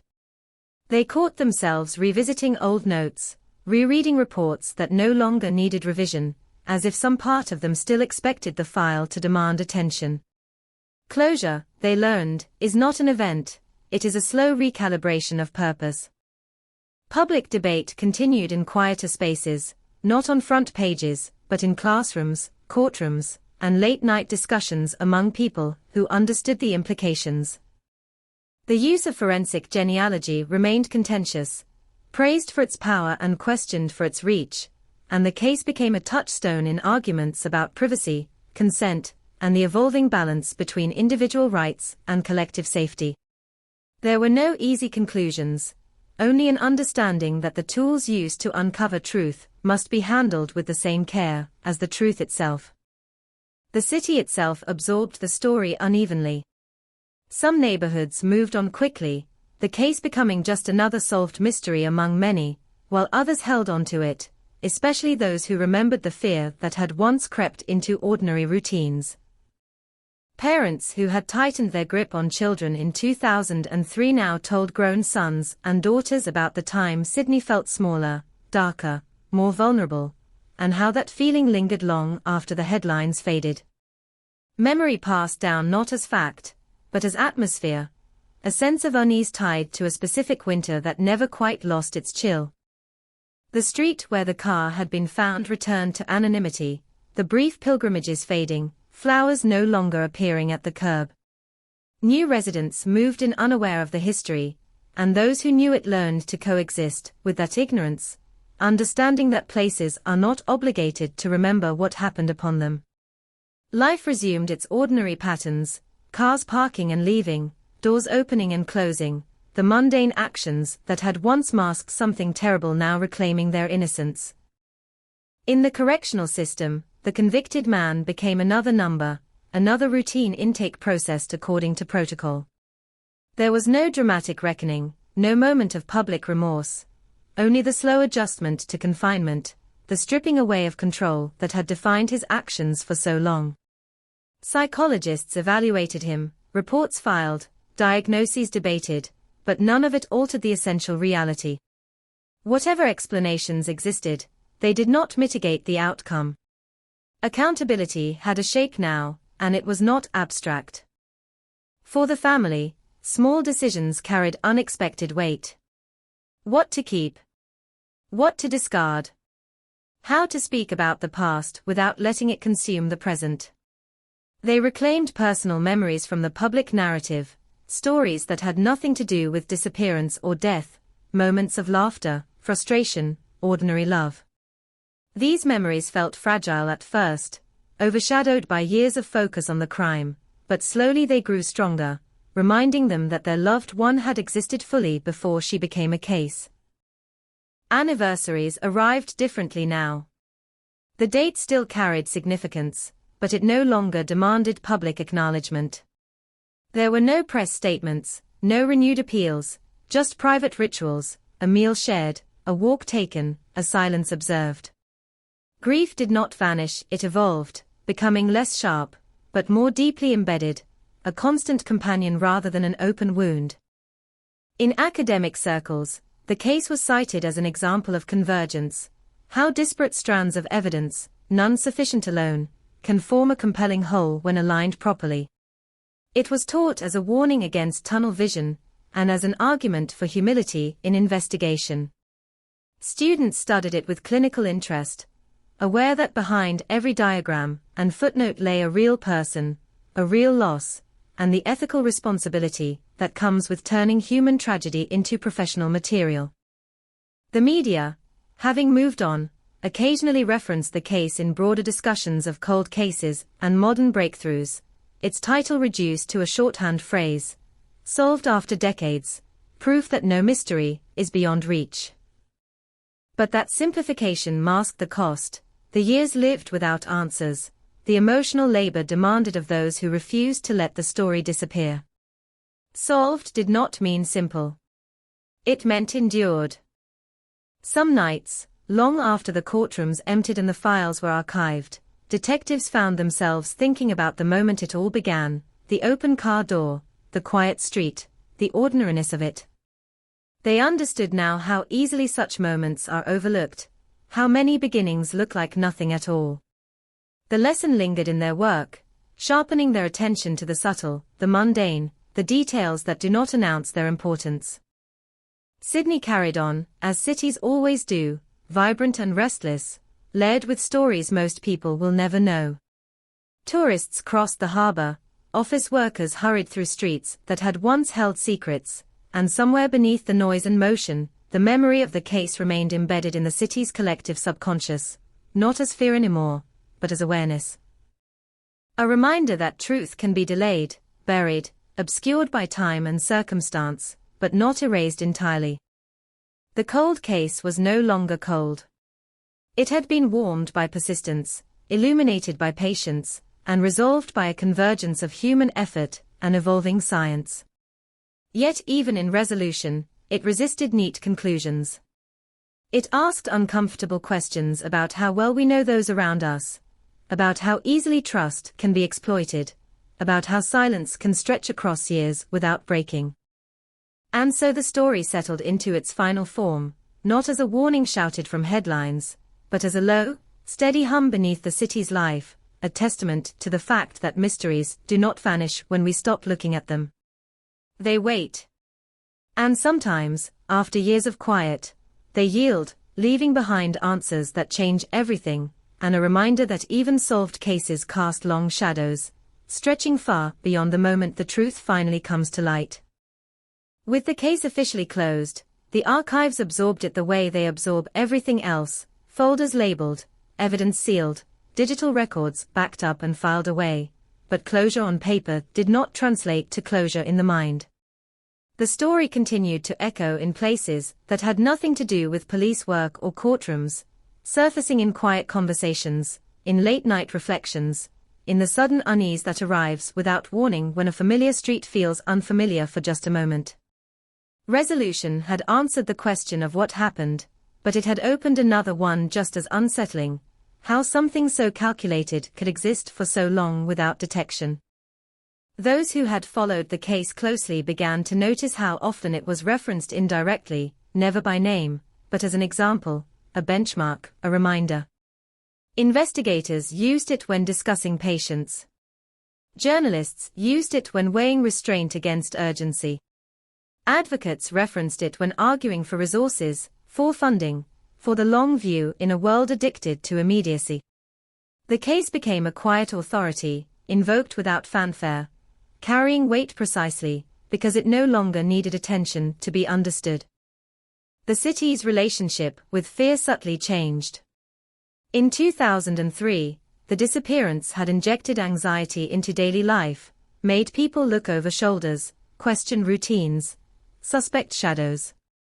Years later, after the truth emerged, that fear transformed into something more complex, less sharp, but more thoughtful. People talked about awareness instead of danger, about noticing details instead of avoiding places, about the difference between paranoia and vigilance. The case had matured alongside the city, its meaning shifting as time reshaped perspective. For the detectives most deeply involved, the end of the case created an unexpected quiet, a space where urgency once lived. Some welcomed it, redirecting energy toward new investigations, grateful to finally lay down a burden they had carried for years. Others struggled with the absence of purpose that followed, the strange emptiness that comes when a long-term mission ends. They had measured their careers against this file, marked time by its developments, and now they had to reorient themselves within a system that rarely pauses to acknowledge emotional cost. Counselors and peer support teams noticed the delayed impact, the way closure triggered reflection rather than relief. Officers spoke about dreams that returned after years of absence, about moments when ordinary scenes replayed themselves through the lens of the case. The open car door. The quiet street. The winter air. These images had embedded themselves deeply, and resolution did not erase them, it only fixed them in place, no longer shifting, no longer uncertain. The family navigated a different aftermath, one shaped by decisions rather than questions. They chose how to mark the past, whether to engage with public memory or retreat into private remembrance. Some days they felt grateful for answers. Other days they resented the finality of them. The mystery had once allowed space for imagination, for hope, however fragile, and certainty, they discovered, could be just as heavy as not knowing. They established routines that honored life rather than loss, volunteering, traveling, reconnecting with parts of themselves that had been suspended during years of waiting.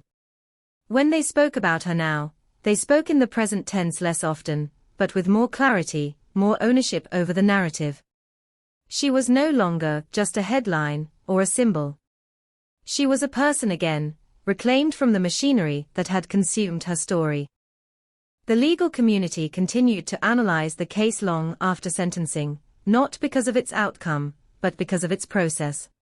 Appeals were anticipated, prepared for, debated in advance, and when they came, they were handled methodically, stripped of drama.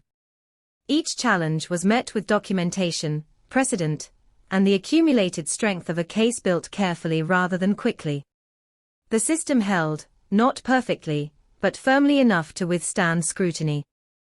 Public interest flared briefly with each procedural update, then faded again, the rhythm of attention predictable now. The case had crossed an invisible threshold, no longer news, not yet history, existing in that intermediate space where meaning continues to evolve. Documentaries were proposed. Books were outlined. Podcasts requested interviews. Some were declined. Others proceeded with strict conditions. There was a collective understanding now that telling the story carried responsibility, that repetition could either honor the truth or dilute it. The physical evidence, once so elusive, became static, preserved in controlled environments, tagged and catalogued. Objects that had once carried terror and uncertainty now sat inert, stripped of their power to surprise. They would be referenced, studied, perhaps displayed in training contexts, but they no longer held secrets. Their silence was no longer threatening. It was simply silence.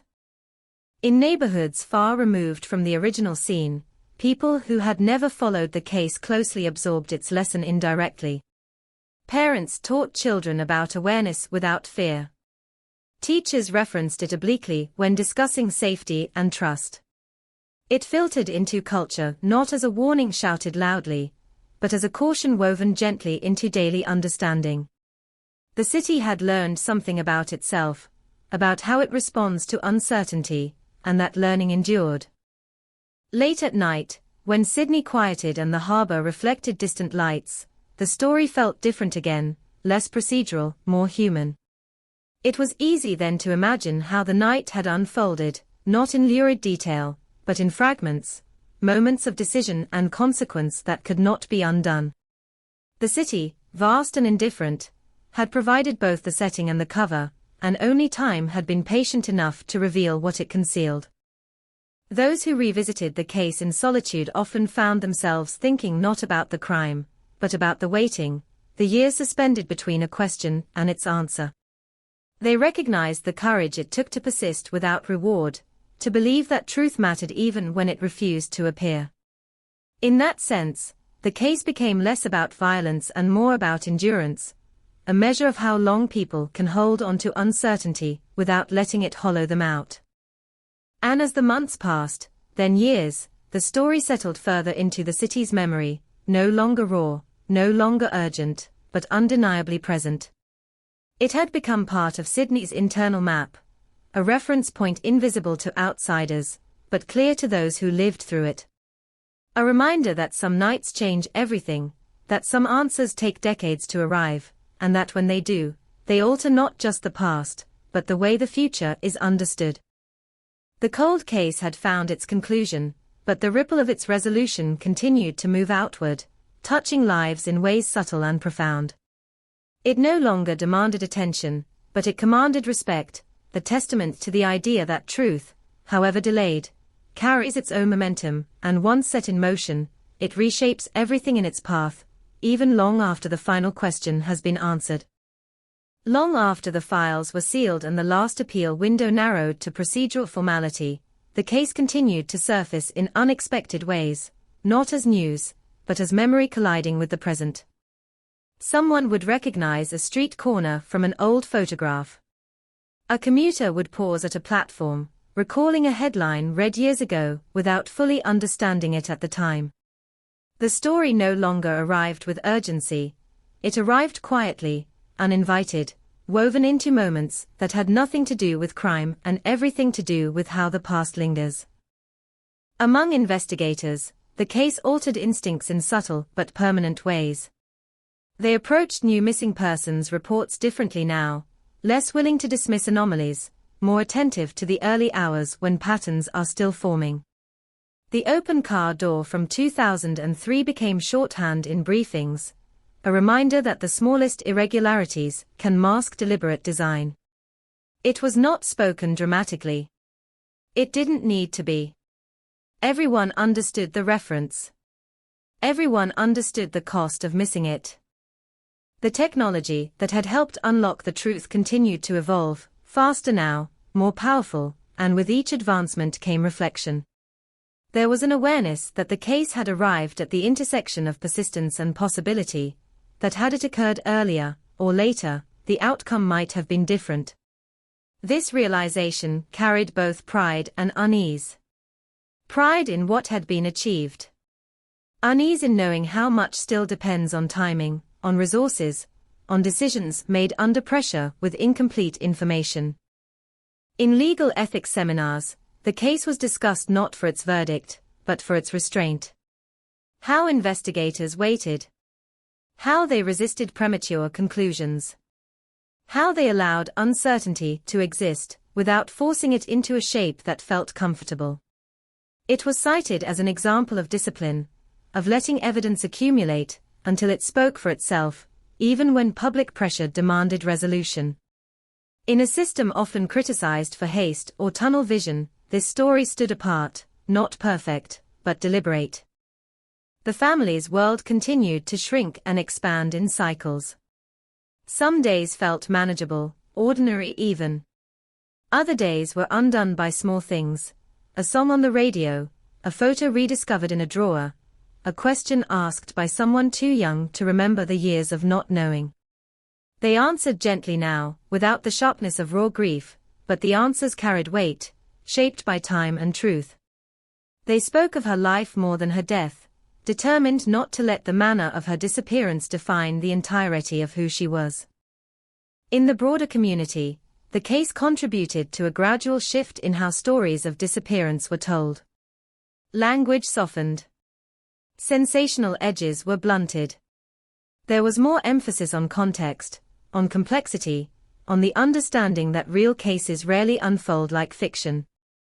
Journalists, who had covered the story early in their careers, reflected openly on what they would do differently now, acknowledging the pressure to fill silence with speculation and the harm that can cause. The convicted man faded from public consciousness faster than expected.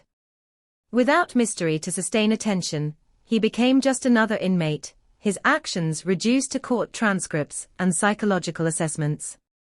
There was no appetite for mythologizing him, no fascination with his inner world. That absence of notoriety felt intentional, almost corrective, a collective decision to center the story where it belonged, on the victim, on the impact, on the long arc of accountability rather than the individual who caused the harm. Years after the verdict, a quiet memorial was established, not grand, not publicized, a place for reflection rather than spectacle. It did not mark the site of the disappearance, but something broader, an acknowledgement of waiting, of persistence, of the cost of unanswered questions. Those who visited did so briefly, often alone, standing in silence before returning to lives that had moved forward without fully leaving the past behind. In training rooms and conference halls, the case continued to evolve, reframed through new perspectives. Sociologists examined the community response. Psychologists analyzed the long-term effects of unresolved loss. Urban planners even referenced it when discussing how cities conceal and reveal movement, how infrastructure can unintentionally enable invisibility. The case had escaped its original boundaries, becoming a lens through which multiple disciplines examined their own assumptions. At night, when the city slowed and sound carried differently, it was easier to sense how the story had embedded itself into Sydney's identity. Not as fear, not as spectacle, but as awareness. A recognition that beneath routine and familiarity, there are layers we rarely see, and that understanding those layers requires patience, humility, and the willingness to accept discomfort. The case had taught the city how to wait without forgetting. Those who had lived through the early years remembered the uncertainty most vividly, the endless questions, the helplessness of not knowing where to direct grief. In hindsight, the resolution felt almost abrupt, as if the answer had been hiding just beyond reach the entire time. That realization carried its own ache, a reminder that truth does not announce itself, it must be pursued, often blindly, often without assurance that it will ever be found. The phrase cold case lost its meaning here. It no longer suggested stagnation or abandonment. It came to represent endurance, the slow accumulation of effort across generations of investigators, technologies, and advocates who refused to let the question dissolve into the past. The case had warmed not through sudden revelation, but through sustained attention, through the quiet refusal to move on. As Sydney continued to change, as new buildings rose and old ones vanished, the physical markers of the story disappeared, but the lesson remained intact. It lived in policy changes, in investigative checklists, in the instincts of officers who had never worked the case, but felt its influence anyway. It lived in the understanding that answers delayed are not answers denied, and that time, while it complicates truth, can also expose it. The story no longer demanded retelling, but it endured, settled deep into the city's collective memory, not as a warning shouted from the past, but as a steady presence, a reminder that some nights echo far beyond themselves, and that when the silence finally breaks, it reshapes everything that comes after. With distance came a strange clarity, the kind that only arrives when urgency has burned itself out and left behind something steadier, more reflective. The case no longer felt like a storm system hovering over the city, it felt like geology, layers laid down over time, pressure and movement shaping something permanent beneath the surface. People began to talk about it less as an event and more as a process, an illustration of how truth is sometimes assembled grain by grain rather than uncovered in a single strike. In police academies, recruits encountered the story not as drama but as structure. Instructors emphasized the early hours, the decisions made when information is incomplete and fear is loud, and how those decisions echo forward for decades.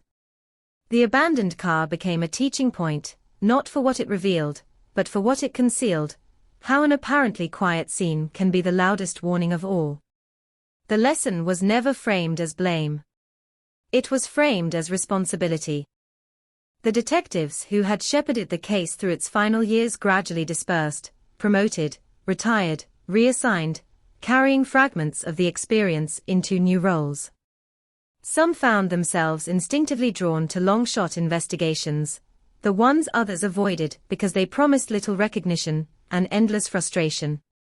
Others stepped back, choosing work that felt lighter, less consuming. None of them were unchanged.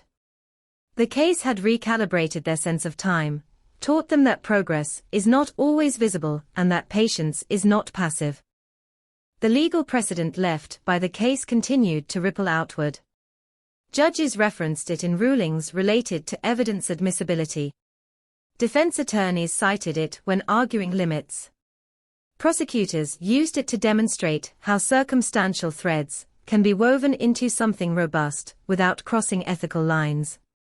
The balance it struck became a benchmark, not perfect, but instructive, a reminder that justice is not only about outcomes, but about the integrity of the path taken to reach them. For the family, the world slowly made room for something other than grief. Not its absence, never that, but its coexistence with new experiences. Laughter returned in unexpected moments, sometimes followed by guilt, sometimes not. They learned that moving forward did not mean leaving her behind, that memory could travel with them without anchoring them to the past. When they spoke publicly now, it was on their terms, focused on awareness, on persistence, on honoring lives rather than reliving loss. The broader public absorbed the story in fragments, references resurfacing whenever another long unsolved case made headlines. Comparisons were inevitable, often unfair, but they carried an undercurrent of hope that hadn't existed before. The idea that decades-old mysteries could still yield answers altered expectations, reshaped conversations, and subtly raised the bar for what communities demanded of institutions. Waiting was no longer synonymous with forgetting. The infrastructure that had once hidden the crime became a topic of unexpected interest. Urban historians and planners examined how cities evolve, how forgotten corridors and repurposed spaces can create blind spots not just for surveillance, but for understanding. The case entered discussions about design and safety, about transparency in public spaces, about how movement through a city can be both guided and obscured by architecture. It was an unintended legacy, but a meaningful one. As years accumulated beyond the verdict, the emotional intensity softened into something quieter, more reflective. People who had once followed every development now remembered the case as a marker in their own lives, something that happened while they were young, or newly arrived, or starting families. The story became a timestamp, anchoring personal memories to a shared moment of uncertainty and resolution. There were occasional attempts to dramatize it, to compress decades into digestible narratives, but these versions never fully captured the weight of waiting, the slow grind of not knowing. Those closest to the truth understood that the real story lived in the gaps, in the years where nothing happened publicly, but everything was happening beneath the surface. Silence, they learned, is rarely empty. The memorial aged quietly, weather softening its edges, visitors fewer, but more intentional. It did not demand attention. It offered space. People stood there not just to remember one life, but to acknowledge the endurance of those who had waited, searched, and refused to accept disappearance as an ending. It became less about mourning and more about recognition. At conferences and symposiums, when the case was mentioned now, it was often followed by a pause, a moment of collective understanding. Everyone in the room knew what it represented. Not a miracle. Not a fluke. A convergence of effort across time. Proof that persistence, when paired with evolving tools and ethical restraint, can carry cases across generations. Sydney itself continued to reinvent its image, vibrant, expansive, forward-looking, but beneath the surface, the story remained embedded, a subtle thread woven into the city's identity. It had learned something about itself through the case, about how it responds to uncertainty, how it balances urgency with patience, how it absorbs loss and transforms it into resolve. The winter of 2003 receded further into history, but it never vanished. It remained as context, as reference, as a reminder that some nights do not announce their significance until years later. The cold air, the quiet street, the open door, these images persisted not as fear, but as understanding. They no longer asked questions. They offered answers about vigilance, about trust, about the long arc of accountability. As the story settled into its mature form, stripped of immediacy, but rich with meaning, it became clear that its impact was not confined to the moment of resolution.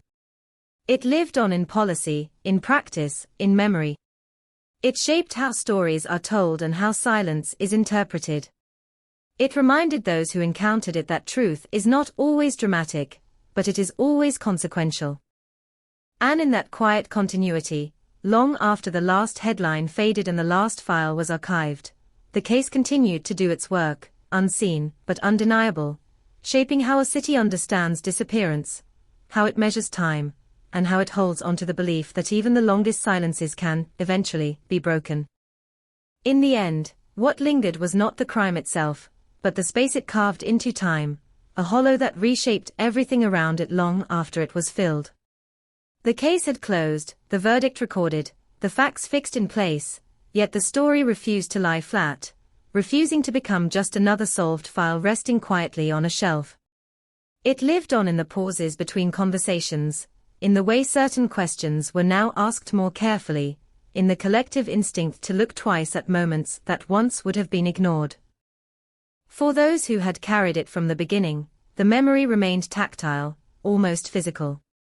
They could still feel the weight of the first report, the texture of the early photographs, the tension of rooms where hope was rationed and disappointment managed.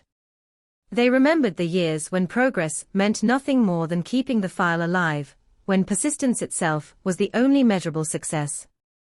And now, with resolution behind them, they understood something that had taken decades to fully articulate. Solving the case had never been just about finding an answer. It had been about refusing to accept disappearance as a conclusion. The city absorbed that lesson quietly. Not through ceremonies or slogans, but through behavior. Missing persons reports were taken more seriously. Early hours were treated as precious. Small inconsistencies were no longer brushed aside as noise. The case had recalibrated attention, teaching Sydney how to listen to silence without being lulled by it. The absence that once haunted the city had transformed into awareness, subtle but enduring. The family's grief settled into a rhythm that no longer fought the passage of time.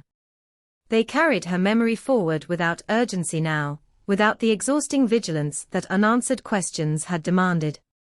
When they spoke of her, it was with a steadiness earned through endurance, a clarity shaped by truth. They did not seek meaning in what had happened, knowing some acts resist explanation. Instead, they found meaning in survival, in the fact that waiting had not been in vain, that love had outlasted uncertainty. The convicted man disappeared into the system, his name fading from public use, his story reduced to legal precedent and institutional record. There was no fascination left for him, no mystery to sustain attention. In a quiet way, that felt like justice too, the stripping away of narrative until only accountability remained. The harm he caused would not be undone, but it would not define the future either. As years continued to pass, new cases emerged, new mysteries captured attention, but the shadow of 2003 remained distinct. It was referenced not for its shock, but for its scale, the length of its silence, the discipline required to finally break it. It became a measuring stick, not of tragedy, but of resolve. A reminder that time complicates truth, but it does not invalidate it. On certain winter mornings, when the air turned sharp and the city moved more slowly, the memory of that first day surfaced again, the fog, the quiet, the sense that something was wrong without yet knowing what it was. Those mornings carried a different weight now. Not fear. Not dread. Understanding. The knowledge that significance does not announce itself, that some moments only reveal their meaning years later, after patience has done its work. The case did not end with a final sentence, or a closed door. It ended gradually, diffusing into the city's consciousness, becoming part of how Sydney understands loss, time, and responsibility. It taught that closure is not erasure, that answers do not restore what was taken, but they do anchor grief to reality, allowing life to move forward without abandoning the past. And so the story rests now, not dormant, not forgotten, but integrated. A cold case once defined by absence, now defined by persistence. A silence that stretched across decades, finally broken, not by chance, but by refusal to forget. The city carries that truth forward, quietly, deliberately, knowing that some answers take years to arrive, and that when they do, they change not just what is known, but how everything that follows is understood. Time did what it always does after a story reaches its end, it tested what remained. Without headlines to reinforce it, without anniversaries marked by breaking news, the case settled into a quieter state, one where its influence had to justify itself without spectacle. And it did. Not loudly, not dramatically, but persistently, like a low-frequency hum beneath the city's everyday noise, detectable only if you knew how to listen for it. In archives and databases, the file was no longer active, but it was never dormant. Analysts returned to it when refining methodologies, comparing how evidence aged, how narratives shifted over decades, how truth resisted erosion when protected by careful documentation. It became a control sample, a reference point against which newer investigations were measured, asking not whether they moved faster, but whether they moved more wisely. The city's relationship with memory matured alongside it. There was less appetite for sensational reconstructions, more respect for restraint. Producers learned that the most unsettling element of the story was not violence, but waiting, not chaos, but the discipline required to endure uncertainty without surrendering to it. Audiences, too, changed. They listened differently now, attuned to nuance, aware that real resolution rarely arrives with clean edges. For those who had once searched, knocked on doors, followed leads that dissolved into nothing, the case remained personal in ways that defied summary. They could still recall the smell of paper files, the fatigue of late nights spent rereading the same reports, hoping to see something new. Even after the truth emerged, those sensations didn't vanish. They lingered as muscle memory, reminders of a chapter that had shaped not just their careers, but their sense of responsibility. The community, that once felt exposed by the mystery, now felt defined by how it had endured it. There was a quiet pride in having lived through uncertainty, without turning on itself, in having allowed time and process to do their work. The case had tested trust, in institutions, in neighbors, in the idea that answers would ever come. That trust, once strained, emerged altered but intact, tempered by realism rather than blind faith. New generations encountered the story, without the emotional immediacy that had once surrounded it. To them, it was history, something to be studied rather than feared. And yet, even at a distance, the gravity remained. Teachers noticed how students responded differently to it than to fictional crime, sensing instinctively that this was not a puzzle designed for entertainment, but a record of real absence, real endurance, real consequence. The places connected to the case continued their ordinary transformations. Shops changed hands. Streets were renamed. Buildings were demolished and replaced. And yet, for those who knew, there were moments when the past surfaced unexpectedly, a familiar alignment of light and shadow, a remembered sound, a sudden awareness of how thin the present can feel when stretched across enough years. These moments passed quickly, but they left impressions all the same. The language surrounding unresolved cases evolved because of this one. Words like cold, stalled, forgotten were used more carefully now, with an understanding that inactivity does not equal neglect. There was greater respect for the unseen labor of time, for investigations that move forward invisibly, waiting for conditions to change. The case had expanded the definition of progress, making room for patience without apology. For the family, anniversaries became less about counting years and more about honoring continuity. They marked time not by what had been lost, but by what had endured, relationships preserved, memories protected, a name spoken without hesitation or fear. Their grief no longer demanded attention. It had become integrated, a part of life rather than an interruption to it. Even the broader cultural appetite for crime stories shifted in its wake. There was less fascination with perpetrators, more curiosity about systems, about process, about the human cost of uncertainty. The case had taught an audience to value depth over shock, context over climax.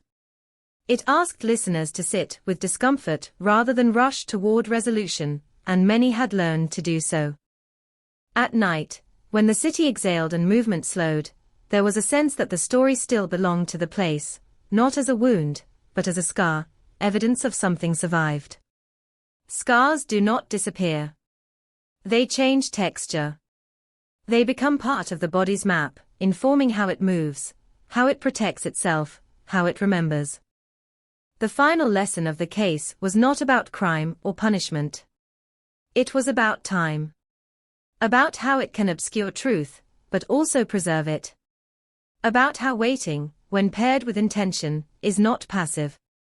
It is active, demanding, often painful, but capable of carrying meaning across decades. The case had traveled that distance, not intact, but intact enough.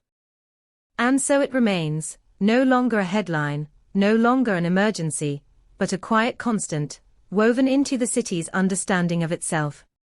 A reminder that some stories do not end when they are solved, that resolution is not disappearance, and that the longest silences, once broken, continue to speak in ways that shape everything that comes after.